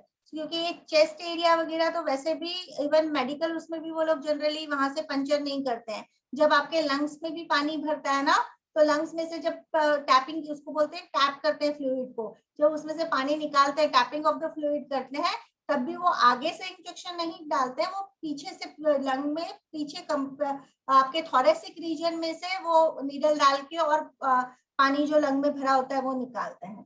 So it is for acupuncture के लिए तो है ही, लेकिन वैसे भी it is never chest area जो है वो कभी भी पंचर नहीं किया जाता है। Contraindication of the acupuncture. Acupuncture के कुछ कॉन्ट्राइंडिकेशंस है, वो भी हमें पता होनी चाहिए for the purpose of exam. ये बहुत ज्यादा जरूरी है कि आपको पता होनी चाहिए। Like malignant diseases, malignant disease माने कि जो कैंसरस डिजीज होती है उसमें एक्यूपंक्चर कॉन्ट्राइंडिकेटेड है। एग्जामिनेशन पॉइंट ऑफ व्यू से आप यही याद रखो। जब पहले का लेक्चर आप मेरा सुना होगा तो आप कंफ्यूज नहीं होना, क्योंकि उसमें मैंने ये बोला था कि भाई क्लिनिकली हम स्टेज 1 स्टेज 2 के जो है वो लेते हैं और अच्छे रिजल्ट भी मिलते हैं, तो that is clinical. But what WHO has told, जो ये लिमिटेशंस आप पढ़ रहे हो, कॉन्ट्राइंडिकेशन पढ़ रहे हो, it is according to the WHO। तो एग्जाम में आपको कॉन्ट्राइंडिकेशन में मैलिगेंट डिजीज अगर कॉन्ट्राइंडिकेशन में है तो वो आपको टिक करना है। तो जो भी कैंसरस डिजीज है वो कॉन्ट्राइंडिकेशन में है। मैकेनिकल ऑब्स्ट्रक्शन, तो मैकेनिकल कोई भी ऑब्स्ट्रक्शन हो गया है तो उसमें एक्यूपंक्चर कुछ नहीं कर सकता है। लाइक स्टेनोसिस हो जाता है, अगर किसी को बहुत टाइम तक, अगर सपोज जो यहाँ पर ऑपरेट करके ट्रैकियोटॉमी करके और फूड और लिक्विड पेशेंट को दिया जाता है, तो उसकी वजह से ये जो आपकी नली है यहाँ पर, ये नली सिकुड़ जाती है, तो इसको स्टेनोसिस कहा जाता है। तो जब स्टेनोसिस हो जाता है तो this is an mechanical obstruction. वो जो नली है वो सिकुड़ गई है, तो उसको हम एक्यूपंक्चर से बहुत मुश्किल, मतलब अभी सुजोग थेरेपिस्ट हो आप लोग तो आप लोग बोलेगी कि हम लोग कर लेंगे, लेकिन WHO के हिसाब से उसको मैकेनिकल ऑब्स्ट्रक्शन को एक्यूपंक्चर में ठीक नहीं कर सकते, ये कॉन्ट्राइंडिकेशन में है। तो अभी व्हाट WHO इज सेइंग वही हमको एग्जाम में लिखना पड़ेगा। तो मैकेनिकल ऑब्स्ट्रक्शंस को हम it's contraindication of acupuncture. Clear indication of surgery, जहां पर क्लियर इंडिकेशन ऑफ सर्जरी है वहां पे कॉन्ट्राइंडिकेटेड है। अपने पास पॉइंट है अपेंडिक्स के लिए भी, कि अपेंडिक्स का, अगर अपेंडिक्स का पेन है तो कौन सा पॉइंट है जिससे हम डायग्नोस कर सकते हैं कि ये जो पेशेंट को पेन हो रहा है वो अपेंडिक्स का पेन है। लेकिन अगर अपेंडिक्स का पेन है then it is a clear indication. अगर वो पॉइंट को आपने प्रेस किया और पेशेंट चिल्लाया जोर से, तो फिर आप उसका ट्रीटमेंट नहीं करोगे, आप उसको रिफर ही करोगे डॉक्टर को। तो जहां पर क्लियर इंडिकेशन ऑफ सर्जरी है, that is also contraindication of acupuncture. Fulminating infection, onset of new disease or deterioration of previously diagnosed and managed disorder, इसको fulminating infection कहते हैं। तो fulminating infections भी contraindication है। प्रेगनेंसी में भी एक्यूपंक्चर कॉन्ट्राइंडिकेटेड है। पेशेंट अंडर सम ट्रीटमेंट, जो ऑलरेडी किसी ट्रीटमेंट में है उनको भी कॉन्ट्राइंडिकेटेड है। हेमोरेजिक डिजीजेस, सो जहां पर एक्सेसिव ब्लीडिंग कंडीशन हो कॉज्ड बाय विटामिन के डेफिशिएंसी, ऐसे भी जो पेशेंट है वो कॉन्ट्राइंडिकेटेड है एक्यूपंक्चर के डिजीजेस। सॉरी, बहुत ही ओल्ड पीपल, ओल्ड पेशेंट, बहुत वीक पेशेंट, डेबिलिएटेड मतलब बहुत वीक पेशेंट, स्वेटिंग प्रोफ्यूजली, बहुत ज्यादा पसीना अगर आया हुआ है तो उस टाइम पे आप नीडल डालोगे तो चक्कर आके गिर जाएगा पेशेंट। तो प्रोफ्यूजली स्वेटिंग जब हो रहे हैं, बहुत ज्यादा स्वेटिंग हो, उस टाइम पे भी एक्यूपंक्चर नहीं किया जाता है। अंडर इन्फ्लुएंस ऑफ अल्कोहल और ड्रग, क्योंकि इन्फ्लुएंस ऑफ अल्कोहल ड्रग से हमारा one of the effect of acupuncture is also sedating. तो अगर हमने एक्यूपंक्चर दिया और हमारा टोनिफिकेशन, एक्यूपंक्चर दोनों चीज करता है, सेडेट भी करता है और टोनिफाई भी करता है। तो जब somebody is under the influence of alcohol and drug, अगर वो ऑलरेडी सेडेड है आफ्टर टेकिंग दिस और हमने पॉइंट लगाया, तो हो सकता है वो और सेडेड हो जाए और कोमा में चला जाए, या वो ऑलरेडी टोनिफाइड है, वो ऑलरेडी बहुत ज्यादा उसमें ऊर्जा है और हमारी नीडल लाने से और एक्स्ट्रा ऊर्जा हो गई तो भी तकलीफ करेगा। इसलिए इन्फ्लुएंस ऑफ अल्कोहल या ड्रग में हो तो उसको नीडल नहीं करते हैं। Immediately after bath and sexual intercourse भी कॉन्ट्राइंडिकेटेड है of acupuncture. After a gap of 1 hour of bathing and sexual intercourse, you can have acupuncture, but not immediately after it. Precaution in acupuncture. So precaution in acupuncture में precaution कहाँ पर है? Areas prohibited for acupuncture. तो scalp area before fontanelles have closed. मतलब ये जो बच्चों के, छोटे बच्चों के टाड़ू होते हैं ना, जब तक ये fontanelle close नहीं हुआ तब तक स्कैल्प में हम नीडल नहीं डालते. मतलब साल भर का बच्चा होता है तब तक हम उसको स्कैल्प में हम लोग नीडल नहीं डाल सकते हैं, because we have very small childrens also coming to the clinic. 3 months babies, 9 months babies, ऐसे बेबीज भी हमारे क्लिनिक पे ट्रीटमेंट के लिए आते हैं. तो उनको हम लोग जो स्कैल्प में जो पॉइंट है, अगर सेडेशन की जरूरत है भी, जैसे DU20 बहुत अच्छा पॉइंट है सेडेशन का भी, तो वहां पर हम नीडल नहीं करेंगे उनको, क्योंकि अभी उनके फॉन्टेनल्स क्लोज नहीं हुए हैं. चाहे तो हम उनको हल्का प्रेशर इस तरह से टैपिंग हम लोग कर सकते हैं, लेजर इंस्ट्रूमेंट यूज कर सकते हैं. लेकिन एक्यूपंक्चर लेजर भी मैं बोलूंगी कि टिल 1 year का बेबी है तो आप यूज नहीं करो जब तक फॉन्टेनल्स क्लोज नहीं हुए. तो this is one of the areas जो प्रोहिबिटेड है.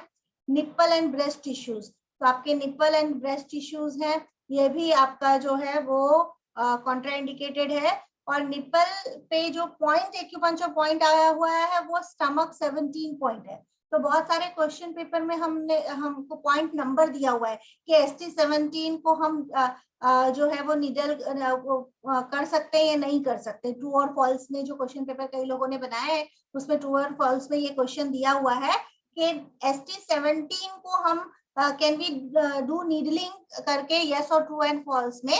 तो ST17 को कभी भी निडल नहीं किया जाता है, क्योंकि ये हमारा निप्पल पे जो पॉइंट है वो ST17 है. और यहाँ पर जैसे हम नाभि को जितना इंपॉर्टेंस देते हैं आयुर्वेद में और सब में, कि 72,000 नाड़ियां नाभि के आसपास होती है, वही 72,000 नाड़ी जो है वो निप्पल के पास भी मिलती है. इसलिए कभी भी निप्पल को पंचर नहीं किया जाता है. So that is ST17 point वहां पर है. सो क्वेश्चन पेपर में पॉइंट नंबर दिया हुआ है. So you have to remember that ST17 जो है, it is a prohibited point for acupuncture. The umbilicus, so नाभि में भी जो है, नाभि में भी कभी निडल नहीं किया जाता है. रावण, आपको पता है ना रावण की मृत्यु कैसे हुई थी? राम भगवान ने नाभि में तीर डाला था. सो अम्बिलिकस में, क्योंकि वही वाली बात जो मैंने आपको ब्रेस्ट टिश्यूज में बताई, वही वाली बात है कि नाभि के आसपास 72,000 नाड़ियां होती है, इसलिए नाभि में कभी भी निडलिंग नहीं किया जाता है. यहाँ पर भी जो भी क्वेश्चन पेपर्स जो आपके हैं उसमें पॉइंट नंबर दिया गया है. अम्बिलिकस में, अम्बिलिकस पे जो पॉइंट है वो पॉइंट का नंबर CV8 या REN8, उसको आप CV8 या REN8 बोलेंगे. तो CV8 और REN8 जो है that is prohibited for acupuncture. CV8 umbilicus नाम नहीं दिया है कोई भी क्वेश्चन पेपर में, पॉइंट नंबर दिया हुआ है. तो आपको CV8 या REN8 अगर पूछा गया है तो CV8 और REN8 को कभी भी निडल नहीं करते हैं. अगर वहां पर ट्रीटमेंट देने की जरूरत है तो वहां पर मोक्सिबिशन करते हैं.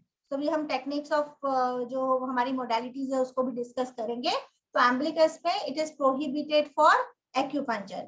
और हमारे जो एक्सटर्नल जेनिटल एरियाज है उसमें भी एक्यूपंक्चर नहीं किया जाता है.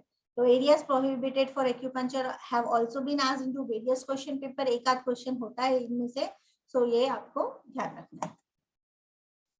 Complication due to acupuncture. Some of the complication, इनमें से कोई कॉम्प्लिकेशन कभी किसी को हो सकता है. तो कौन से कॉम्प्लिकेशन है? Complication due to acupuncture.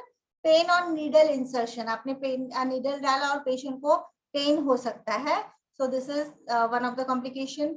Bleeding हो सकती है. अगर ब्लीडिंग हो सकती है, बहुत रेयर चांसेस, ये जितने भी कॉम्प्लिकेशन है वो बहुत रेयर होते हैं, लेकिन हो सकता है.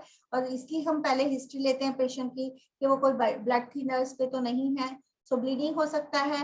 फेंटिंग हो सकता है. फेंटिंग बहुत कॉमन होता है एक्यूपंक्चर क्लिनिक्स में, या एंड स्पेशली अगर आप कोई फ्री एक्यूपंक्चर कैंप कर रहे हैं तो आपको कैंप में तो बहुत ज्यादा फेंटिंग के पेशेंट मिलेंगे, क्योंकि जब भी कैंप करते हैं तो उसमें नीचे नोट में लिखा हुआ होता है कि एम्प्टी स्टमक नहीं आना है, लेकिन फिर भी लोग एम्प्टी स्टमक ट्रीटमेंट के लिए कैंप्स में आ जाते हैं और जैसे ही नीडल डालते हैं वो फेंट हो जाते हैं.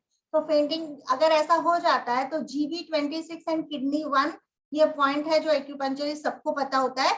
GV26 ये नाक के नीचे और किडनी 1 सोल में जो हमारे पैर है, तो वहां पर 1/3 पे किडनी 1 पॉइंट आया है. ये 2 पॉइंट को इमीडिएटली दो तो पेशेंट वापस से कॉन्शियसनेस में रिगेन हो जाता है। तो ये क्वेश्चन भी हो सकता है कि कॉन्शियसनेस रिगेन करने का पॉइंट कौन सा है। सुजोग का जिन्होंने दिया था, अभी जिन लोगों ने न्यू लोगों ने जो एग्जाम दिया लेवल 1 का, उसमें भी ये क्वेश्चन पूछा गया था रिगेन कॉन्शियसनेस का, जो बिलो द नोज उसका आंसर है। और उसका पॉइंट इज GV 26, DU 26 या GV 26 एंड किडनी 1। तो फेंटिंग भी हो सकता है, लेकिन फेंटिंग तभी होता है जब पेशेंट खाली पेट आया है। तो इसलिए अगर फास्टिंग होता है पेशेंट का तो हम उसको मना करते हैं कि उस दिन ट्रीटमेंट में मत आओ। फॉरगॉटन नीडल्स, ये कॉम्प्लिकेशंस हो सकते हैं कभी कभी कि भाई आपने नीडल लगाई और फिर निकालते वक्त नीडल नहीं रही और वो फॉरगॉटन नीडल्स पेशेंट की बॉडी में ही रह गई, तो दिक्कत हो सकती है। इसके लिए भी हमारे क्लिनिक में हम नियम ही है कि गिन के नीडल लगाते हैं और गिन के नीडल निकालते हैं, और पेशेंट को भी रिस्पॉन्सिबिलिटी देते हैं कि आप भी चेक कर लो कोई नीडल रही नहीं है ना। तो दिस इज जनरली ये फॉरगॉटन नीडल बहुत कॉमन प्रॉब्लम है कि जो हो जाती है। जनरली कोई कॉम्प्लिकेशन इसके अभी तक आई नहीं, लेकिन कभी आ भी सकता है गलत जगह चुप गई तो। इसलिए always to be safer side, आप अगर नीडलिंग कर रहे हो तो गिन के नीडल लगाओ, गिन के नीडल निकालो और पेशेंट को भी रिस्पॉन्सिबिलिटी दो कि एक बार चेक कर लो।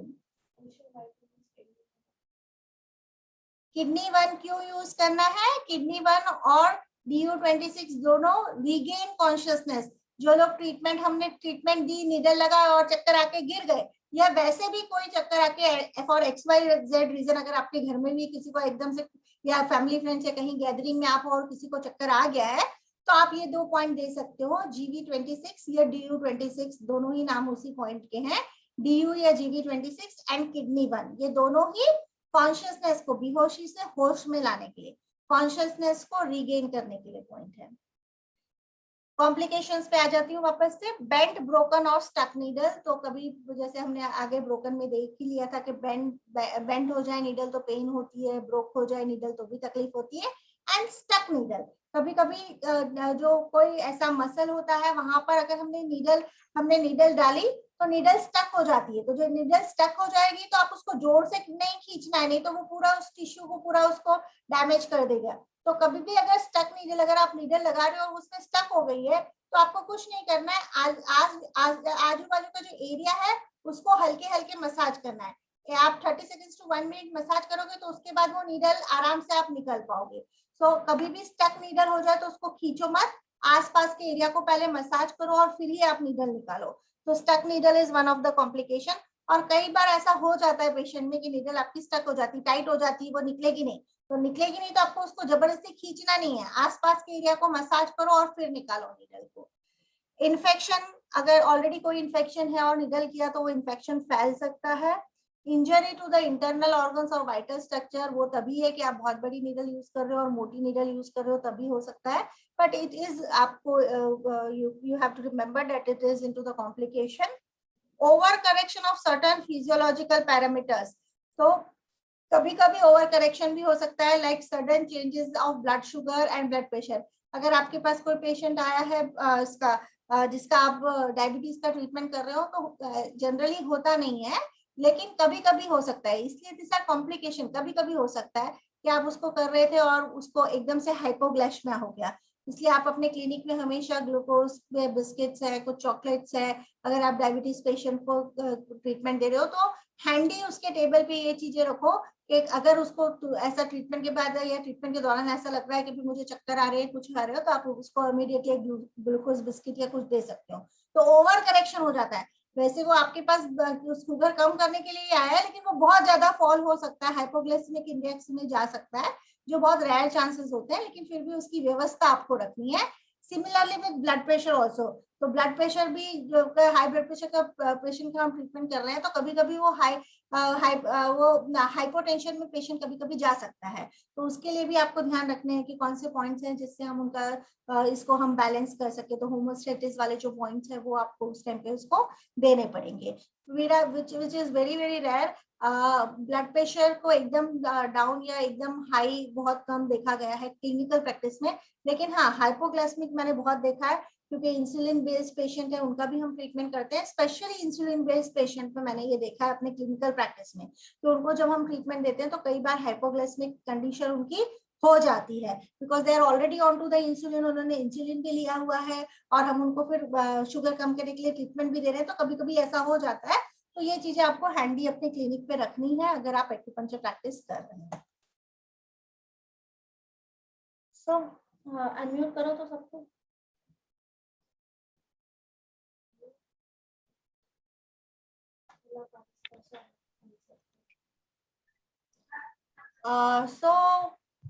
बहुत जल्दी जा रही है या ठीक है? कभी कभी बीच में थोड़ा जल्दी लगता है, it's okay because it is necessary.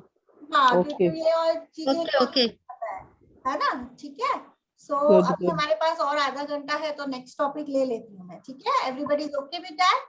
Yes ma'am. पीछे वाले क्वेश्चन पहले पूरे करें क्या हम? क्या चीज? वो पीछे जो 23 से बाकी थे ना, वो अभी आए नहीं, वो अभी आए नहीं अपने, वो कोर्स अभी तक अभी ने वो टॉपिक अभी लिया नहीं है हमने। अच्छा ओके, है ना, वो होगा तो उस टाइम पे मैं कर लूंगी, ठीक है? तो एवरीबॉडी इज ओके, तो जस्ट मैं 2 मिनट का लेती हूँ ब्रेक, फिर 2-3 मिनट में हम वापस शुरू करते हैं। Okay, just I take a break. Thank you.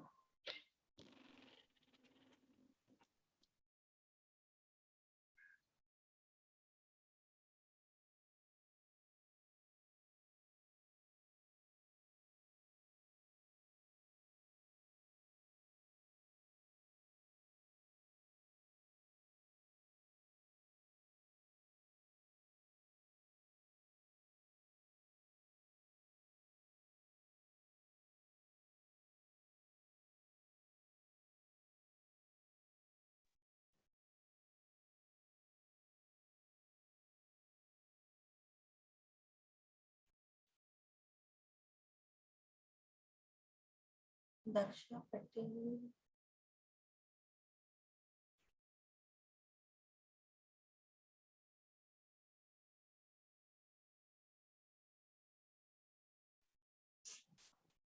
Daksha ji आप कोई भी एक डिवाइस से लॉग इन हो और एक से लॉग आउट हो जाइए प्लीज।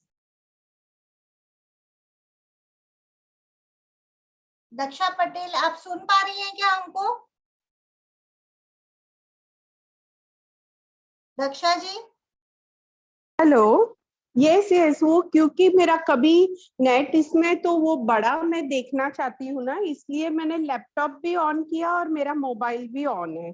अच्छा, लैपटॉप बेटर ऑप्शन है, आप लैपटॉप से ही रहिए। लेकिन है ना, बिकॉज वो लैपटॉप में कभी मेरा वो बिकॉज ऑफ थोड़ा बैटरी इश्यू, तो कभी इसलिए मैंने दोनों ओपन रखे मेरी डिवाइस मोबाइल, क्योंकि मोबाइल में बड़ा नहीं दिखता है।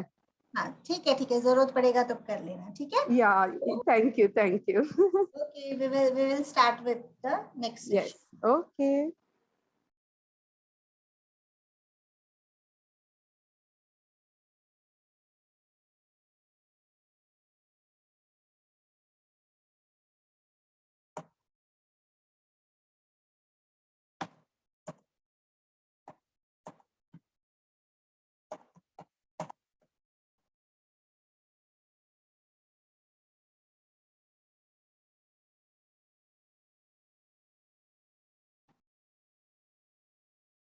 तो various modes of acupuncture point stimulation, तो अभी हम कौन सी मोडालिटी यूज कर रहे हैं उस पे आ रहे हैं। तो सबसे पहली मोडालिटी जो हम यूज कर रहे हैं यहाँ पर जो दिख रहा है, दैट इज इलेक्ट्रो एक्यूपंक्चर। तो आप नीडल, सिर्फ नीडल डाल सकते हो, या आप वो नीडल डालने के बाद इस तरह से जैसे पिक्चर में दिख रहा है, ऐसे आप इलेक्ट्रो एक्यूपंक्चर जो है वो भी कर सकते हो। Just I'm checking whether the recording is on. Yeah, okay. So this is also called electro pulse stimulation. Electroacupuncture को electro pulse stimulation भी कहा जाता है. This is stimulation given with the needle in the body and without the needle also by electropad. So इलेक्ट्रोपैड से भी आप दे सकते हो, नीडल से भी आप दे सकते हो, सिर्फ पैड लगा के भी कर सकते हो या फिर आप नीडल लगा के भी कर सकते हो। तो जो पेशेंट आपके रेलुकेंट है नीडल से, जो नीडल नहीं लेना चाहते हैं, उनको यहीं पे आप पैड अटैच कर सकते हो। This is mainly use for patient reluctant to take needles और चिल्ड्रन एंड ओल्ड पीपल। छोटे बच्चे हैं, बहुत ज्यादा ओल्ड एज लोग हैं, तो उनको नीडल ना लगाओ तो आप इलेक्ट्रो एक्यूपंक्चर उसको कर सकते हो विदाउट नीडल भी, सिर्फ पैड लगा के। In electroacupuncture with needle, the electric stimulator is applied to the points and stimulated with controlled weak current. तो यहाँ पर बोला गया है कि electroacupuncture with needles and without needles, the electric stimulator is applied and point are stimulated with controlled weak current. अगर आप acupuncture कर रहे हो, needle डाल के और फिर electric stimulation कर रहे हो, तो आप stimulation किससे कर रहे हो? Controlled weak current. Then what is this controlled weak current? तो इसमें कहीं पे एक दो क्वेश्चन पेपर, वो काउंसिल का क्वेश्चन पेपर तो नहीं है, लेकिन जो क्वेश्चन पेपर्स है उसमें हर्ट्स पूछा गया है. सो आपको अगर हर्ट्स में पूछा गया है तो controlled weak current is 9 hertz. तो जब हम एक्यूपंक्चर कर रहे हैं, जब नीडल लगा के हम इलेक्ट्रिक स्टिमुलेशन कर रहे हैं, तो हम 9 हर्ट्स यूज करते हैं. और अगर हम डायरेक्ट पैड लगा रहे हैं, अगर नीडल नहीं लगा रहे हैं, तो हम 12 हर्ट्स यूज करते हैं. तो अगर नीडल लगा रहे हैं तो वीक करंट किसको बोल रहे हैं? 9 हर्ट्ज को. Controlled weak current is 9 hertz. और अगर हम डायरेक्ट पैड लगा रहे हैं, विदाउट नीडल पैड लगा रहे हैं पॉइंट पे और हम कर रहे हैं, तो वहां पर हम 12 हर्ट्ज यूज करते हैं. ये क्वेश्चन पेपर में, किसी और के क्वेश्चन पेपर में ये क्वेश्चन मैंने देखा है, काउंसिल के क्वेश्चन पेपर में अभी तक ये नहीं आया, लेकिन फिर भी अगर आता है तो आपको पता होना चाहिए कि एक्यूपंक्चर में जो हर्ट यूज होता है इलेक्ट्रोएक्यूपंक्चर में, दैट इज 9 हर्ट्ज. अभी रूल्स भी पता होने चाहिए of using the electroacupuncture with needles. अगर आप इलेक्ट्रोएक्यूपंक्चर विथ नीडल कर रहे हो, नीडल डाल के और फिर आप उसको स्टिमुलेशन कर रहे हो, तो ये 6 रूल्स हैं जो आपको फॉलो करने हैं. Electric stimulation should not be given in the first sitting as the patient's response is unknown to the treatment. आपके पास पेशेंट आया है, पहले ही दिन आप उसको इलेक्ट्रिक स्टिमुलेशन नहीं दोगे. It may be too much for the patient. पहले दिन आप ओनली नीडल, अगर नीडल भी कर रहे हो तो ओनली नीडलिंग करो. पहले ही दिन से उसको इलेक्ट्रिक स्टिमुलेशन नहीं करो, कि पेशेंट का कितना कैपेसिटी है वो हमको नहीं पता है. तो हो सकता है पेशेंट के लिए ज्यादा हो जाए कि नीडल भी लगा रहे हो, हम इलेक्ट्रिक स्टिमुलेशन भी कर रहे हैं. तो फर्स्ट सिटिंग में आपको पेशेंट को कभी इलेक्ट्रिक स्टिमुलेशन नहीं लगाना चाहिए. 2 clips from one outlet should not be used for one yin and one yang, or one point on the right side and one on the left of the body, that is crossing over the right or to the left or vice versa. अभी इसमें क्या होता है कि वो hertz, you have given the correct answer. Sarita ने answer दे दिया है हर्ट्स का जो आपने पूछा है वो चैट बॉक्स में. Now we are talking about the second यहाँ पर जो 2 क्लिप्स की बात की है, तो आप इलेक्ट्रोड में देखोगे तो उसमें 2 होता है ना.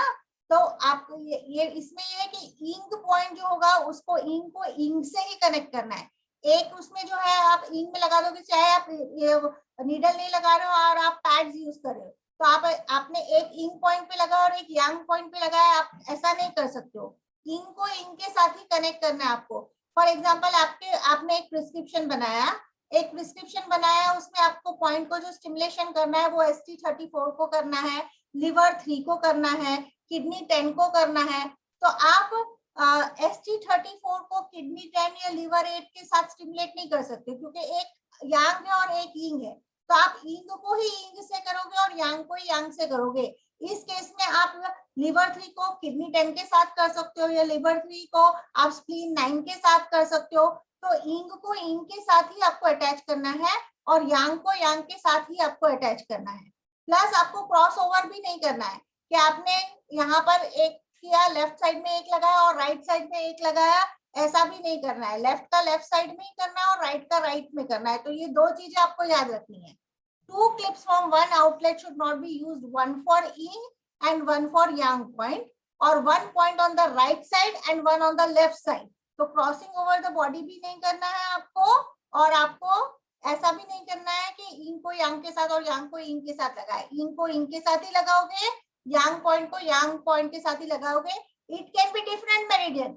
स्टमक 34 या स्टमक 36 को आप गॉलब्लैडर 34 के साथ लगा सकते हो, क्योंकि दोनों यांग है. ठीक है. आप लंग 7 को लंग 9 के साथ लगा सकते हो, क्योंकि दोनों इंग है. या फिर आप दूसरा कोई भी, जैसे किडनी 10 को आप स्प्लीन 9 के साथ लगा सकते हो, क्योंकि दोनों एक है.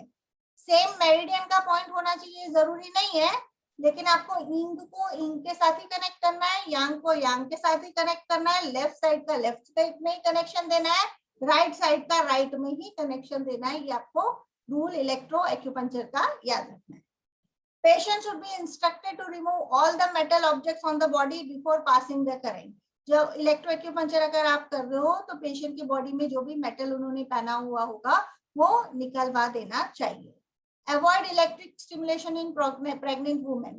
तो प्रेग्नेंट वुमेन को तो वैसे कॉन्ट्राइंडिकेशन है हमारे ट्रीटमेंट के लिए, लेकिन कभी कभी अगर उनको पैर दर्द होता है, कमर दर्द होता है, तो ट्रीटमेंट हम दे सकते हैं एक्यूपंक्चर का. लीविंग द जेनिटल ऑर्गन्स, वहां पे हमको उससे जो भी इम्पल्स वहां पर आ सकता है, उन पॉइंट्स को तो हम लेते ही नहीं है, लेकिन कुछ पॉइंट्स हैं जो 3rd मंथ ऑफ प्रेगनेंसी के बाद हम लोग दे सकते हैं और लास्ट मंथ ऑफ प्रेगनेंसी में भी देते हैं. तो उस टाइम पे आप एक्यूपंक्चर दे सकते हैं, लेकिन इलेक्ट्रिक स्टिमुलेशन उनको बिल्कुल नहीं देना है, राइट? क्योंकि इलेक्ट्रिक स्टिमुलेशन देने से कॉन्ट्रैक्शन ऑफ द यूट्रस होगा और मिसकैरेज हो जाएगा, इसलिए प्रेग्नेंट वुमेन में आपको यूज नहीं करना है. रेस्टलेस एंड एंशियस और epileptic patient should not be given acupuncture. ये आपको इलेक्ट्रिक एनर्जी है ना, इलेक्ट्रिक एनर्जी है और it is pulsating, so it is creating wind. तो ये सारे जो डिजीज है, रेस्टलेस है, व्हाट इज रेस्टलेसनेस में आप चलते हो ना, wind is increasing, anxiety, wind is increasing.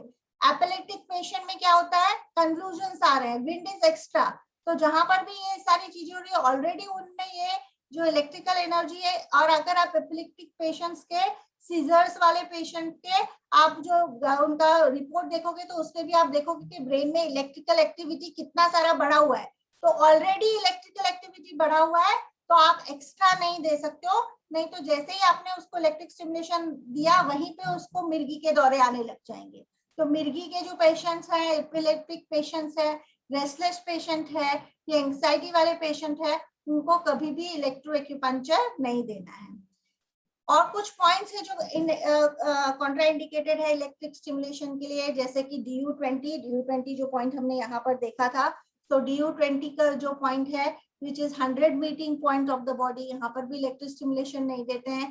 Pericardium 6 है, यहाँ पर भी इलेक्ट्रिकल स्टिमुलेशन नहीं देते. इसलिए ही नहीं देते हैं क्योंकि ये ब्रेन में इलेक्ट्रिकल एक्टिविटी बढ़ा देगा और हो सकता है कि आपको मिर्गी का दौरा आए, एपिलेप्टिक सीजर्स आए.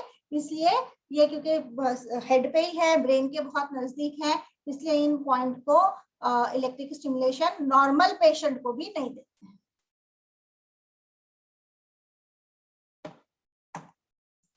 सेकेंड मोडालिटी मोक्सिबिशन है. सो जो प्रैक्टिशनर्स ने सबने मोक्सा देखा हुआ है, जिन्होंने मोक्सा नहीं देखा हुआ है, this is moxibustion. Moxa is a method of giving mild heat on acupoints by means of making it cone or stick or wool, which removes the obstruction in the meridian, collaterals and leo connection. आपको सब जगह ये use होता है, हमारे जितने भी meridian है, कोलेट्रल्स है, ये लियो कनेक्टिंग कनेक्शन है, उसमें हम मोक्सिबिशन को यूज कर सकते हैं. मोक्सिबिशन के लिए जो क्वेश्चन पेपर में पूछे गए हैं उसमें है कि वो टोनिफिकेशन, मोक्सिबिशन जो है वो टोनिफिकेशन इफेक्ट देता है, सेडेशन इफेक्ट देता है, होमोस्टैटिस देता है, ये सब देता है. तो आपका इसमें आंसर ये होगा कि मोक्सिबिशन जो है इट इज गिविंग होमोस्टैटिस इफेक्ट. ये हर चीज को अगर टोनिफाई करना है तो वो टोनिफाई करेगा, अगर सेडेट करना है तो वो सेडेट करेगा. To bring in a state of balance is the के लिए मोक्सिबिशन किया जाता है. तो ये क्वेश्चन कई जगह पूछा गया है, तो इसका आंसर ये है moxibustion is a modality used for homeostatic. ठीक है, बैलेंस करता है. So this procedure is supposed to be homeostatic and carminative effect. Fine moxa wool is used for direct moxibustion and coarse moxa wool is used for indirect moxibustion. दो type के मोक्सिबिशन होते हैं, एक को डायरेक्ट मोक्सिबिशन कहा जाता है, एक को इनडायरेक्ट मोक्सिबिशन कहा जाता है. डायरेक्ट मोक्सिबिशन में भी प्रकार है.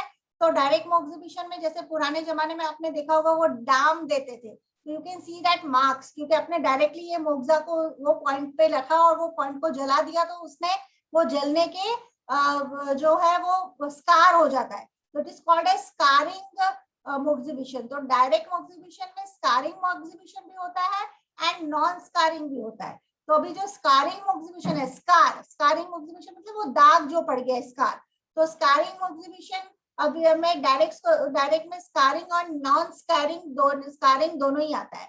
तो अभी जो हम लोग मोस्टली करते हैं वो डायरेक्ट मोक्सिबिशन नॉन स्कारिंग करते हैं. माने कि आपने पॉइंट है वो पॉइंट से थोड़ा सा ऊपर मोक्जा दे रहे हैं और वो मोक्जा का जो हीट है उससे पॉइंट को स्टिमुलेट कर रहे हैं, उसको कहते हैं नॉन स्कारिंग मोक्सिबिशन। लेकिन ये भी डायरेक्ट मोक्सिबिशन का प्रकार है। रिपीट करती हूँ, डायरेक्ट मोक्सिबिशन और इनडायरेक्ट मोक्सिबिशन दो टाइप के मोक्सिबिशन टेक्निक है।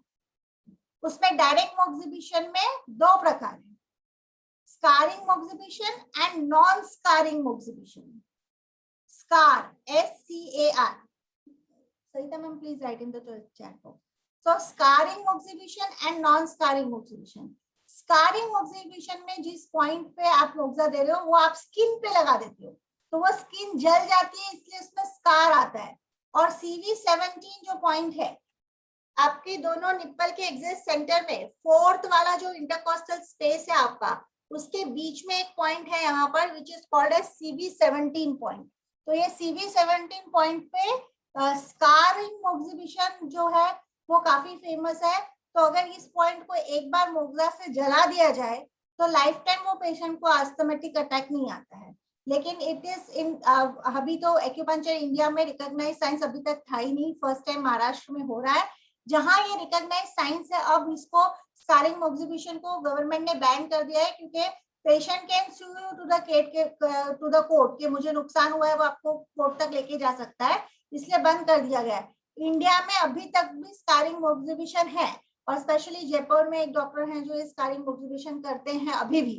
तो अगर लेकिन स्कार मोक्सिबिशन किया आपको तो दाग नहीं जाता, क्योंकि मोक्सा के जले हुआ का कभी दाग नहीं जाएगा, लेकिन अस्थमा हमेशा के लिए खत्म हो जाता है। So this is direct moxibustion with scar। और सेकेंड टाइप का मोक्सिबिशन डायरेक्ट मोक्सिबिशन है, जो हम लोग सब करते हैं, सुजोग पॉइंट्स पे भी करते हैं। तो दैट इज डायरेक्ट मोक्सिबिशन हो रहा है वो, लेकिन नॉन स्कारिंग, जलने नहीं देते हैं। जैसे ही पेशेंट बोलता है गर्म हो गया, हम हटा लेते हैं, सिर्फ पॉइंट को रेड होने देते हैं। सो उसको बोलते हैं डायरेक्ट मोक्सिबिशन का प्रकार स्कार, नॉन स्कारिंग मोक्सिबिशन। अब सेकेंड टाइप का जो है वो इनडायरेक्ट मोक्सिबिशन है। तो इनडायरेक्ट मोक्सिबिशन के भी कई सारे प्रकार है। उसमें एक स्नेक मोक्सिबिशन करके आपने बहुत सारा देखा होगा, नेट पे उसके पिक्चर्स देखे होंगे इनडायरेक्ट मोक्सिबिशन में जो होता है उसमें। लेकिन ये इनडायरेक्ट मोक्सिबिशन में ये एक ही टाइप का मोक्सिबिशन है जिसमें स्कार आते हैं, क्योंकि इसमें क्या होता है, स्पेशली यूज फॉर एंक्लोसाइडिंग स्पॉन्डिलिटिस वाले जो पेशेंट होते हैं, तो उन लोगों को ये किया जाता है जिनकी पूरी स्पाइन जो होती है वो फ्यूज हो जाती है। तो उसमें पूरे में जिंजर, इनडायरेक्ट में मतलब पॉइंट और मोक्सा के बीच में आप कोई एक बैरियर रखते हैं, उसको कहा जाता है इनडायरेक्ट मोक्सिबिशन। तो ये जो स्नेक मोक्सा मैं आपको बता रही हूँ, तो वो कमर में पूरे कमर में, बिकॉज ये वाले स्पॉन्डिलिटिस वाला जो पेशेंट होता है उसके जो स्पाइनल कॉर्ड के जो वर्टिब्रास है वो फ्यूज हो जाते हैं, इसलिए वो उसको पूरे जो स्पाइनल कॉर्ड पे पूरा एक पेस्ट जो है वो जिंजर का लगा के, और उसके ऊपर जो कोर्स वूल है ये मोक्सा का वो करके और उसको इग्नाइट करते हैं। तो it is a type of indirect moxibustion, लेकिन फिर भी इसमें स्कार हो जाता है। It is only this one type of indirect moxibustion जिसमें स्कार आता है, जिसको स्नेक मोक्सिबिशन कहते हैं। इसके अलावा इनडायरेक्ट मोक्सिबिशन बहुत चीजों से किया जाता है। इनडायरेक्ट मोक्सिबिशन का मतलब मैंने जैसे आपको बताया कि आपके एक्यूपंक्चर पॉइंट और मोक्सा के बीच में कोई एक चीज बैरियर रखो तो उसको इनडायरेक्ट मोक्सिबिशन बोलते हैं। तो जिंजर से इनडायरेक्ट मोक्सिबिशन होता है, जिंजर स्लाइसेस, जिंजर पेस्ट से होता है, जिंजर स्लाइस से होता है, गार्लिक स्लाइस से होता है, रॉक सॉल्ट से होता है। तो अगर पॉइंट पे इनमें से कोई भी चीज रख के और फिर उसके ऊपर से मोक्सा करते हैं तो उसको इनडायरेक्ट मोक्सिबिशन कहते हैं। And there are different types of indirect moxibustion like salt moxibustion, like ginger moxibustion, garlic moxibustion. So these are all different types of indirect moxibustion. और स्पेशली जो हमने देखा कि रेन 8 पॉइंट, जो हमारा CV8 पॉइंट है, उस पे हम नीडल कभी नहीं करते हैं और उस पे मोक्सिबिशन के रिजल्ट बहुत ही अच्छे हैं। अगर डायरिया होता है तो डायरिया में इसका रिजल्ट बहुत ही अच्छा है। डायरिया में इनडायरेक्ट मोक्सिबिशन में नाभि में पहले काला नमक, रॉक सॉल्ट जो है वो भर दिया जाता है। रॉक सॉल्ट भरने के बाद ऊपर से मोक्सा का सेक देते हैं, जैसे हम सुजोग में देते हैं ना, जब तक गर्म पेशेंट नहीं बोलता गर्म हो गया तब तक, फिर ले लो फिर वापस से करो। तो इनडायरेक्ट मोक्सिबिशन नाभि पे देने से अगर आपको लूज स्टूल हो गया है, 8 बार 10 बार स्टूल हो गया, अगर आप ये करोगे तो एक ही बार में ठीक हो जाता है। कभी कभी रिपीट करना पड़ता है, लेकिन जनरली एक ही सिटिंग में पेशेंट को आराम आ जाता है। तो ये बहुत ही ज्यादा प्रिवलेंट फॉर डायरिया के लिए रेन 8 पे सॉल्ट से इनडायरेक्ट मोक्सिबिशन किया जाता है। इसके अलावा किसी भी पॉइंट पे पेन रिलीफ के लिए आप LI4 पे भी जिंजर का स्लाइस कट करके आप रख सकते हो, उसके ऊपर से मुक्सा कर सकते हो। आप गार्लिक पे में पेस्ट रख के या गार्लिक का टुकड़ा रख के आप मोक्सिबिशन कर सकते हो। तो दीज ऑल आर इनडायरेक्ट मोक्सिबिशन। और इसमें ये क्वेश्चन भी कई सारे क्वेश्चन पेपर में पूछा गया है, वो मुझे अभी याद नहीं है कि महाराष्ट्र एक्यूपंक्चर काउंसिल के में देखा या दूसरे क्वेश्चन पेपर में देखा मैंने, लेकिन इसका जो नेम है, साइंटिफिक नेम है, इसको भी कई सारे क्वेश्चन पेपर में पूछा गया है। तो इसका साइंटिफिक जो वूल इसके अंदर है, उस वूल का साइंटिफिक नेम है Artemisia vulgaris. So Artemisia vulgaris is supposed to be the most superior in moxibustion and cauterization therapy. तो मोक्सिबिशन इसका जो साइंटिफिक नेम है that is आर्टेमिसिया वल्गैरिस। तो आपको मोक्सिबिशन के लिए क्या क्या चीजें याद रखनी है? एक चीज कि वो होमोस्टैटिक इफेक्ट देता है, नंबर 1 के होमोस्टैटिक इफेक्ट देता है, नंबर 2 के उसमें के प्रकार कितने हैं, डायरेक्ट मोक्सिबिशन है, इनडायरेक्ट मोक्सिबिशन है, और उसका साइंटिफिक नेम क्या है, तो आर्टेमिसिया वल्गैरिस। ये 3 चीजें आपको याद रखनी है मोक्सिबिशन के लिए। Next modality is cupping.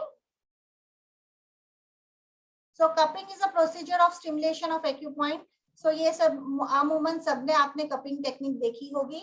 A hollow vessel preferably of glass with rounded rim and blunt edge is used to create vacuum. There are various types of cupping. बहुत सारे टाइप के वो कपिंग होते हैं। तो टाइप्स ऑफ कपिंग शायद हमारे syllabus में नहीं है, लेकिन फिर भी अगर आपको जानना है तो there are different types of cupping. Wet cupping होता है, ड्राई कपिंग होता है। जनरली एक्यूपंक्चर में हमारे में अभी ड्राई कपिंग ही होता है, जो हम ये यहाँ पर पिक्चर में दिख रहा है। सो ड्राई कपिंग ही मतलब कुछ लगाया नहीं है, डायरेक्ट अपने पॉइंट पे एक्यूपंक्चर पॉइंट पे कप किया है, that is dry cupping. Then you have wet cupping. Wet cupping में बेकम कपिंग भी होता है एंड हिजामा कपिंग। सो बेकम एंड हिजामा दोनों ही वेट कपिंग होते हैं। बेकम में स्पेसिफिक डेज नहीं देखे जाते हैं, हिजामा में स्पेसिफिक डेज है जिसमें के पॉइंट पे कप लगा के उसको जो है इंसर्शन करके और उसके बाद वहां से ब्लड निकाला जाता है, तो वो बेकम एंड हिजामा कपिंग है। Then you have ice cupping, needle cupping, fire cupping, bamboo cupping. तो डिफरेंट टाइप्स ऑफ कपिंग जो है वो है। सो कपिंग के रिजल्ट्स भी बहुत अच्छे हैं and I do take a class for all this types of cupping therapy जो है, उसके 2 days का फुल डे का जो है वो कपिंग का भी मैं वर्कशॉप्स लेती हूँ। एक बार आप लोग सब निपट जाओ ये एग्जाम से महाराष्ट्र काउंसिल की, उसके बाद if you are interested we will definitely go for that course also. Then you have laser acupuncture. So laser acupuncture is laser therapy in acupuncture represents in ideal synthesis of traditional healing modality with modern technique. Laser क्या है? Modern technique है। Combine किससे हो रहा है? Traditional healing modality से। तो laser में जो आपको क्वेश्चंस जो आएंगे, एक तो इसका लेजर का फुल जो फॉर्म है वो क्या है वो आपको याद रखना है। तो laser stands for laser amplification of stimulated emission of radiation. तो आपको इसका जो नाम है, पूरा नाम लेजर का, वो याद रखना है। What is it? It is light amplification of stimulated emission of radiation. इसका ये पूरा फुल फॉर्म है लेजर का। और different types of laser available है मार्केट में, डिफरेंट साइज है, डिफरेंट पावर है। अगर आप लोग लेजर यूज करना चाहते हैं एक्यूपंक्चर में, यहाँ पर स्पेसिफिकेशन नहीं दिया है, अगर आप लिखना चाहते हो तो लिख लो 635 nm। 635 nm. It is not a subject matter of your exam. Exam में आपको नहीं पूछेंगे, लेकिन अगर आप लेजर यूज करना चाहते हो तो 635 nm का जो लेजर है वो ही लेजर एक्यूपंक्चर के लिए सूटेबल है और बेस्ट रिजल्ट देता है। तो अगर आप खरीदना चाहते हैं लेजर तो इस स्पेसिफिकेशन का ही लेजर लेना चाहिए। हीलियम नियॉन लेजर्स है which are used into acupuncture. ये शायद क्वेश्चन हो सकता है, HE बोलते हैं उसको, हीलियम नियॉन लेजर। जो लेजर एक्यूपंक्चर में यूज होते हैं that are HE, helium neon lasers are used. हाँ, यहाँ पर दिया ही हुआ है तो ये आ सकता है। To stimulate acupuncture point, infrared and helium neon lasers. तो बेसिकली लेजर तो इंफ्रारेड है, लेकिन अगर लेजर ट्रीटमेंट आप कर रहे हो तो हीलियम नियॉन लेजर मिलना चाहिए, जो कि इंडिया में बहुत मुश्किल है। सारे इंफ्रारेड को ही वो लेजर बोल के बेचते हैं, लेकिन वो लेजर नहीं है। अगर आपको लेजर चाहिए तो हीलियम नियॉन ही मिलेगा। So, and laser can be also classified into 3 types: solid, liquid and gas. Solid, liquid, gas तीनों टाइप के लेजर होते हैं। तो अगर क्वेश्चन आंसर्स में है तो you have all type of laser: solid, liquid and gas. TENS machines, most of the acupuncturist या acutherapists जो है acupressure कर रहे हैं उनके पास ये TENS machine होता ही है। एंड फिजियोथेरेपिस्ट सारे ही ये TENS मशीन यूज करते हैं। तो टेंस के लिए आपको इसका फुल फॉर्म याद रखना है, लेजर के लिए आपको उसका फुल फॉर्म याद रखना है, जो आपके शॉर्ट क्वेश्चंस में पूछे जा सकते हैं। सो टेंस का फुल फॉर्म है transcutaneous electric nerve stimulator is called as TENS. Transcutaneous electric nerve stimulation is the full form of TENS. तो यहाँ पर आपको यही याद रखने की जरूरत है, इसका फुल फॉर्म, लेजर का full form is a method of pain relief involving the use of mild current. यहाँ पे mild current दिया जाता है। TENS machine has got leads connected to rubber pad which are used on acupuncture point. इसमें भी नियम यही रहेगा कि इंग को इंग ही लगाना है, यांग को यांग ही लगाना है। इसमें 2 पैड है तो आपने एक इंग लगा दिया, एक यांग लगा दिया, ऐसा नहीं करना है। नियम इसके भी वही है कि इंग को लगाना है, यांग को यांग में ही लगाना है। लेफ्ट राइट को क्रॉस ओवर नहीं करना है। 2 है अगर तो लेफ्ट में लेफ्ट ही लगेगा, राइट में राइट पे ही लगेंगे, तो वो क्रॉस ओवर नहीं करना है। सारे नियम वही रहेंगे इसमें टेंस में। Plum blossom hammer, so plum blossom hammer भी बहुत ज्यादा यूज किया जाता है एक्यूपंक्चर में। This therapy gives superficial pressure by needled hammer, तो उसको 7 स्टार नीडल भी बोलते हैं। इसमें क्योंकि 7 नीडल्स आगे होती हैं तो 7 स्टार नीडल भी इसको कहा जाता है।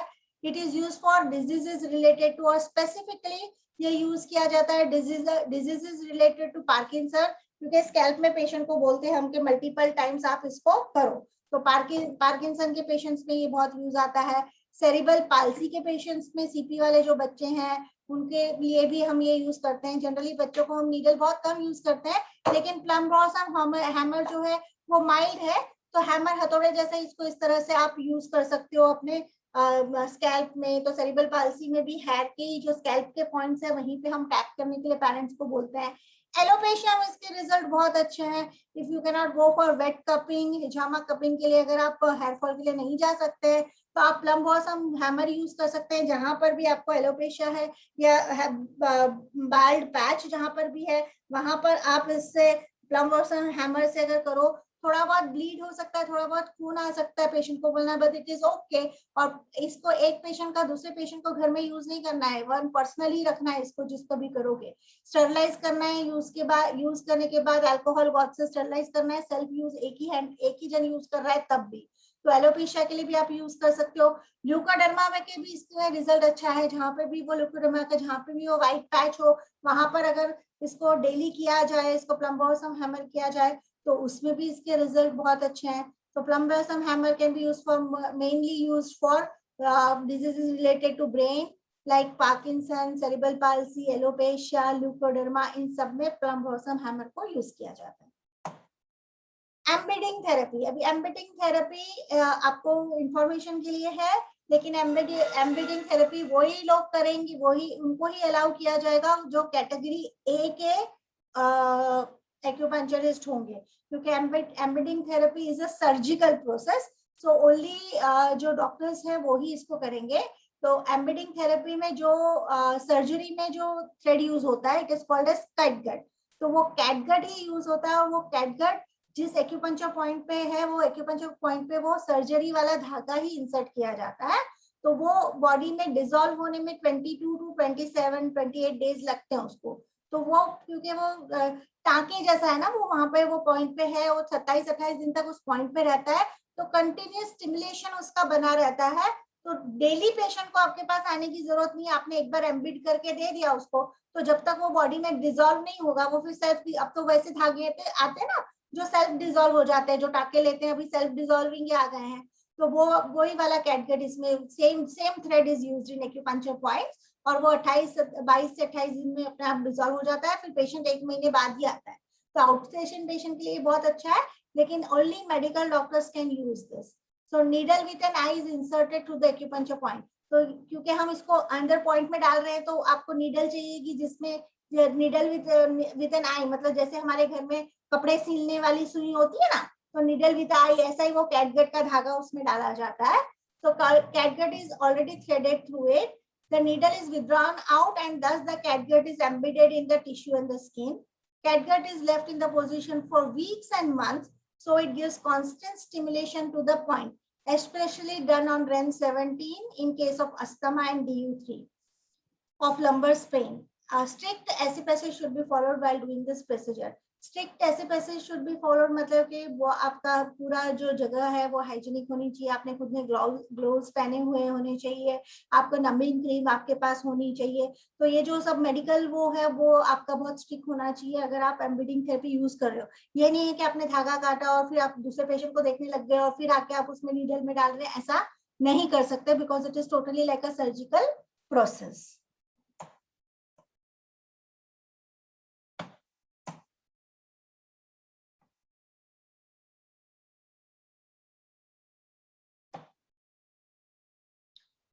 So commonly used acupuncture points तो हम कल देखेंगे.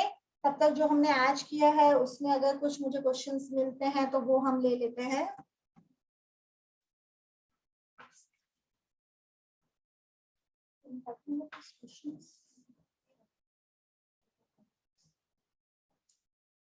ओके, सो जो आंसर देगा वो ही अपने आप को अनम्यूट करेगा.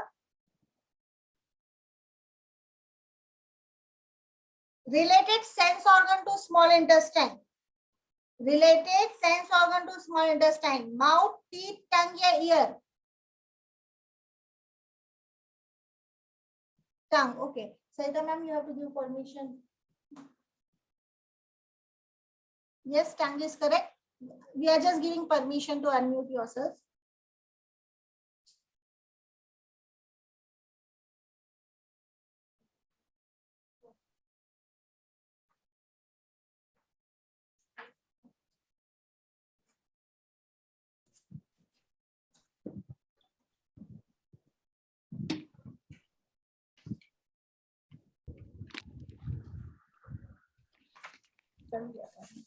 Just give me 1 minute. Please repeat the question again. Yeah, just a minute.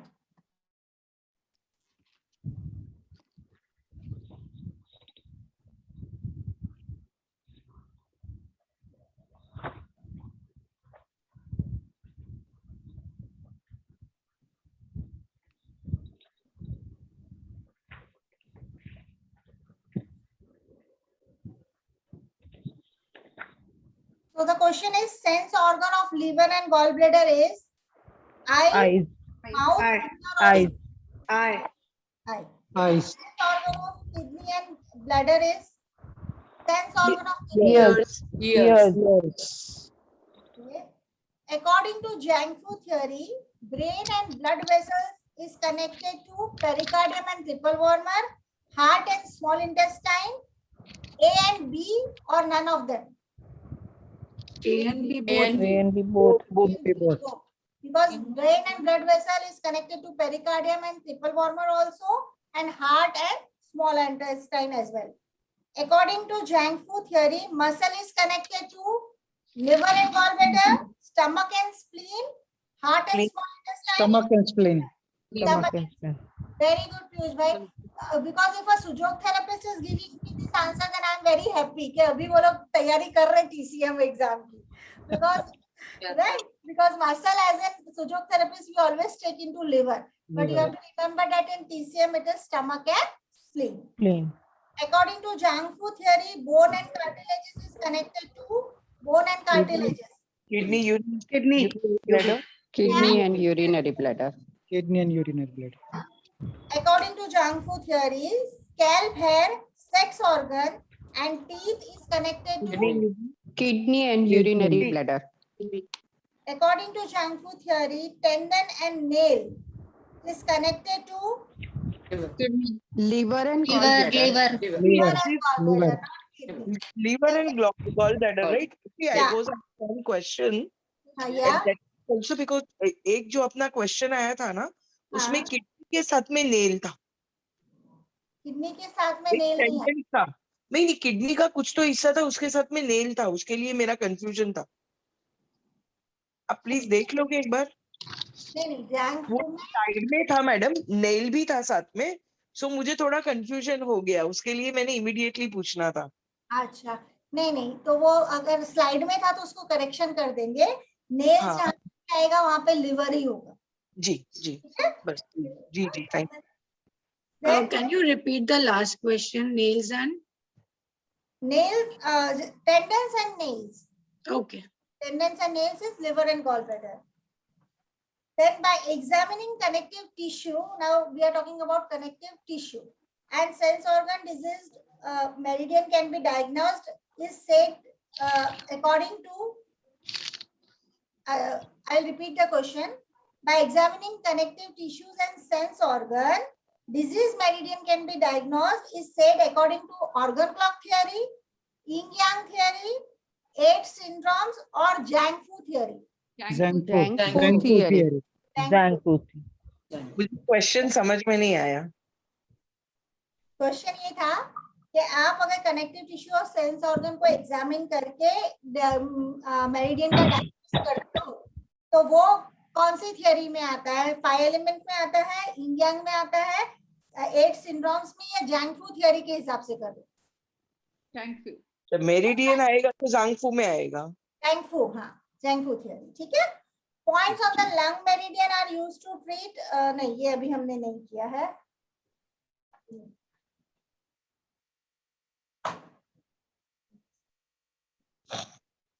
अच्छा वो जैंगफू थियरी में नेल्स है जो आपने बोला, वो स्लाइड में चेक कर लिया है, वो स्लाइड में करेक्शन कर देंगे, ठीक है ना, मतलब वो था ना करके मुझे थोड़ा सा कंफ्यूजन हो गया था और कुछ थैंक नहीं। You so much. वो हम चेंज कर देंगे स्लाइड में, but whenever there is nails तो नेल्स आपका लिवर में ही आएगा, ठीक है। तो आज हम यहीं पे अभी तक किसी को कोई क्वेश्चंस है अभी जो आज हमने किया उसमें से? Muscle tendons also is in spleen and muscle tendons is also in liver. But muscle tendons you will have to take in spleen over में ही आपको लेना पड़ेगा TCM theory में। Here it was मसल्स खाली given in लेना the- पड़ेगा, tendencies तो नहीं आएंगे ना। हाँ There it was given in the slide, I think, ना? स्लाइड में है, उसको चेंज कर देंगे, लेकिन जब भी आपको इसमें पूछेंगे TCM थियरी में आपको स्टमक एंड स्प्लीन में ही उसको लेना है, ठीक है। Ma'am, but tendons and nails will come Tendons will come in both. gallbladder, Yes, both. liver and gallbladder. Yes. And muscles also will come in both. Muscles अभी इन्होंने एक चार्ट है, ये ASA का ही चार्ट है, तो इन्होंने दोनों में दिया है, लेकिन अगर क्वेश्चन आपको पूछा जा रहा है तो आपको मसल्स को लिवर गॉलब्लैडर में नहीं लेना है। मसल को definitely you have to take in stomach and spleen, right? So you have to take in stomach and spleen only. Then again depends on the options. Yes, depends on the option. ठीक है? Thank you, ma'am. Yes, ma'am. Smile, bye everyone. Thank you. Bye, ma'am. Thank you, Hope ma'am. everyone had a nice holiday yesterday. Enjoyed Anant Chaturdashi. नहीं, मैं enjoy नहीं हुआ।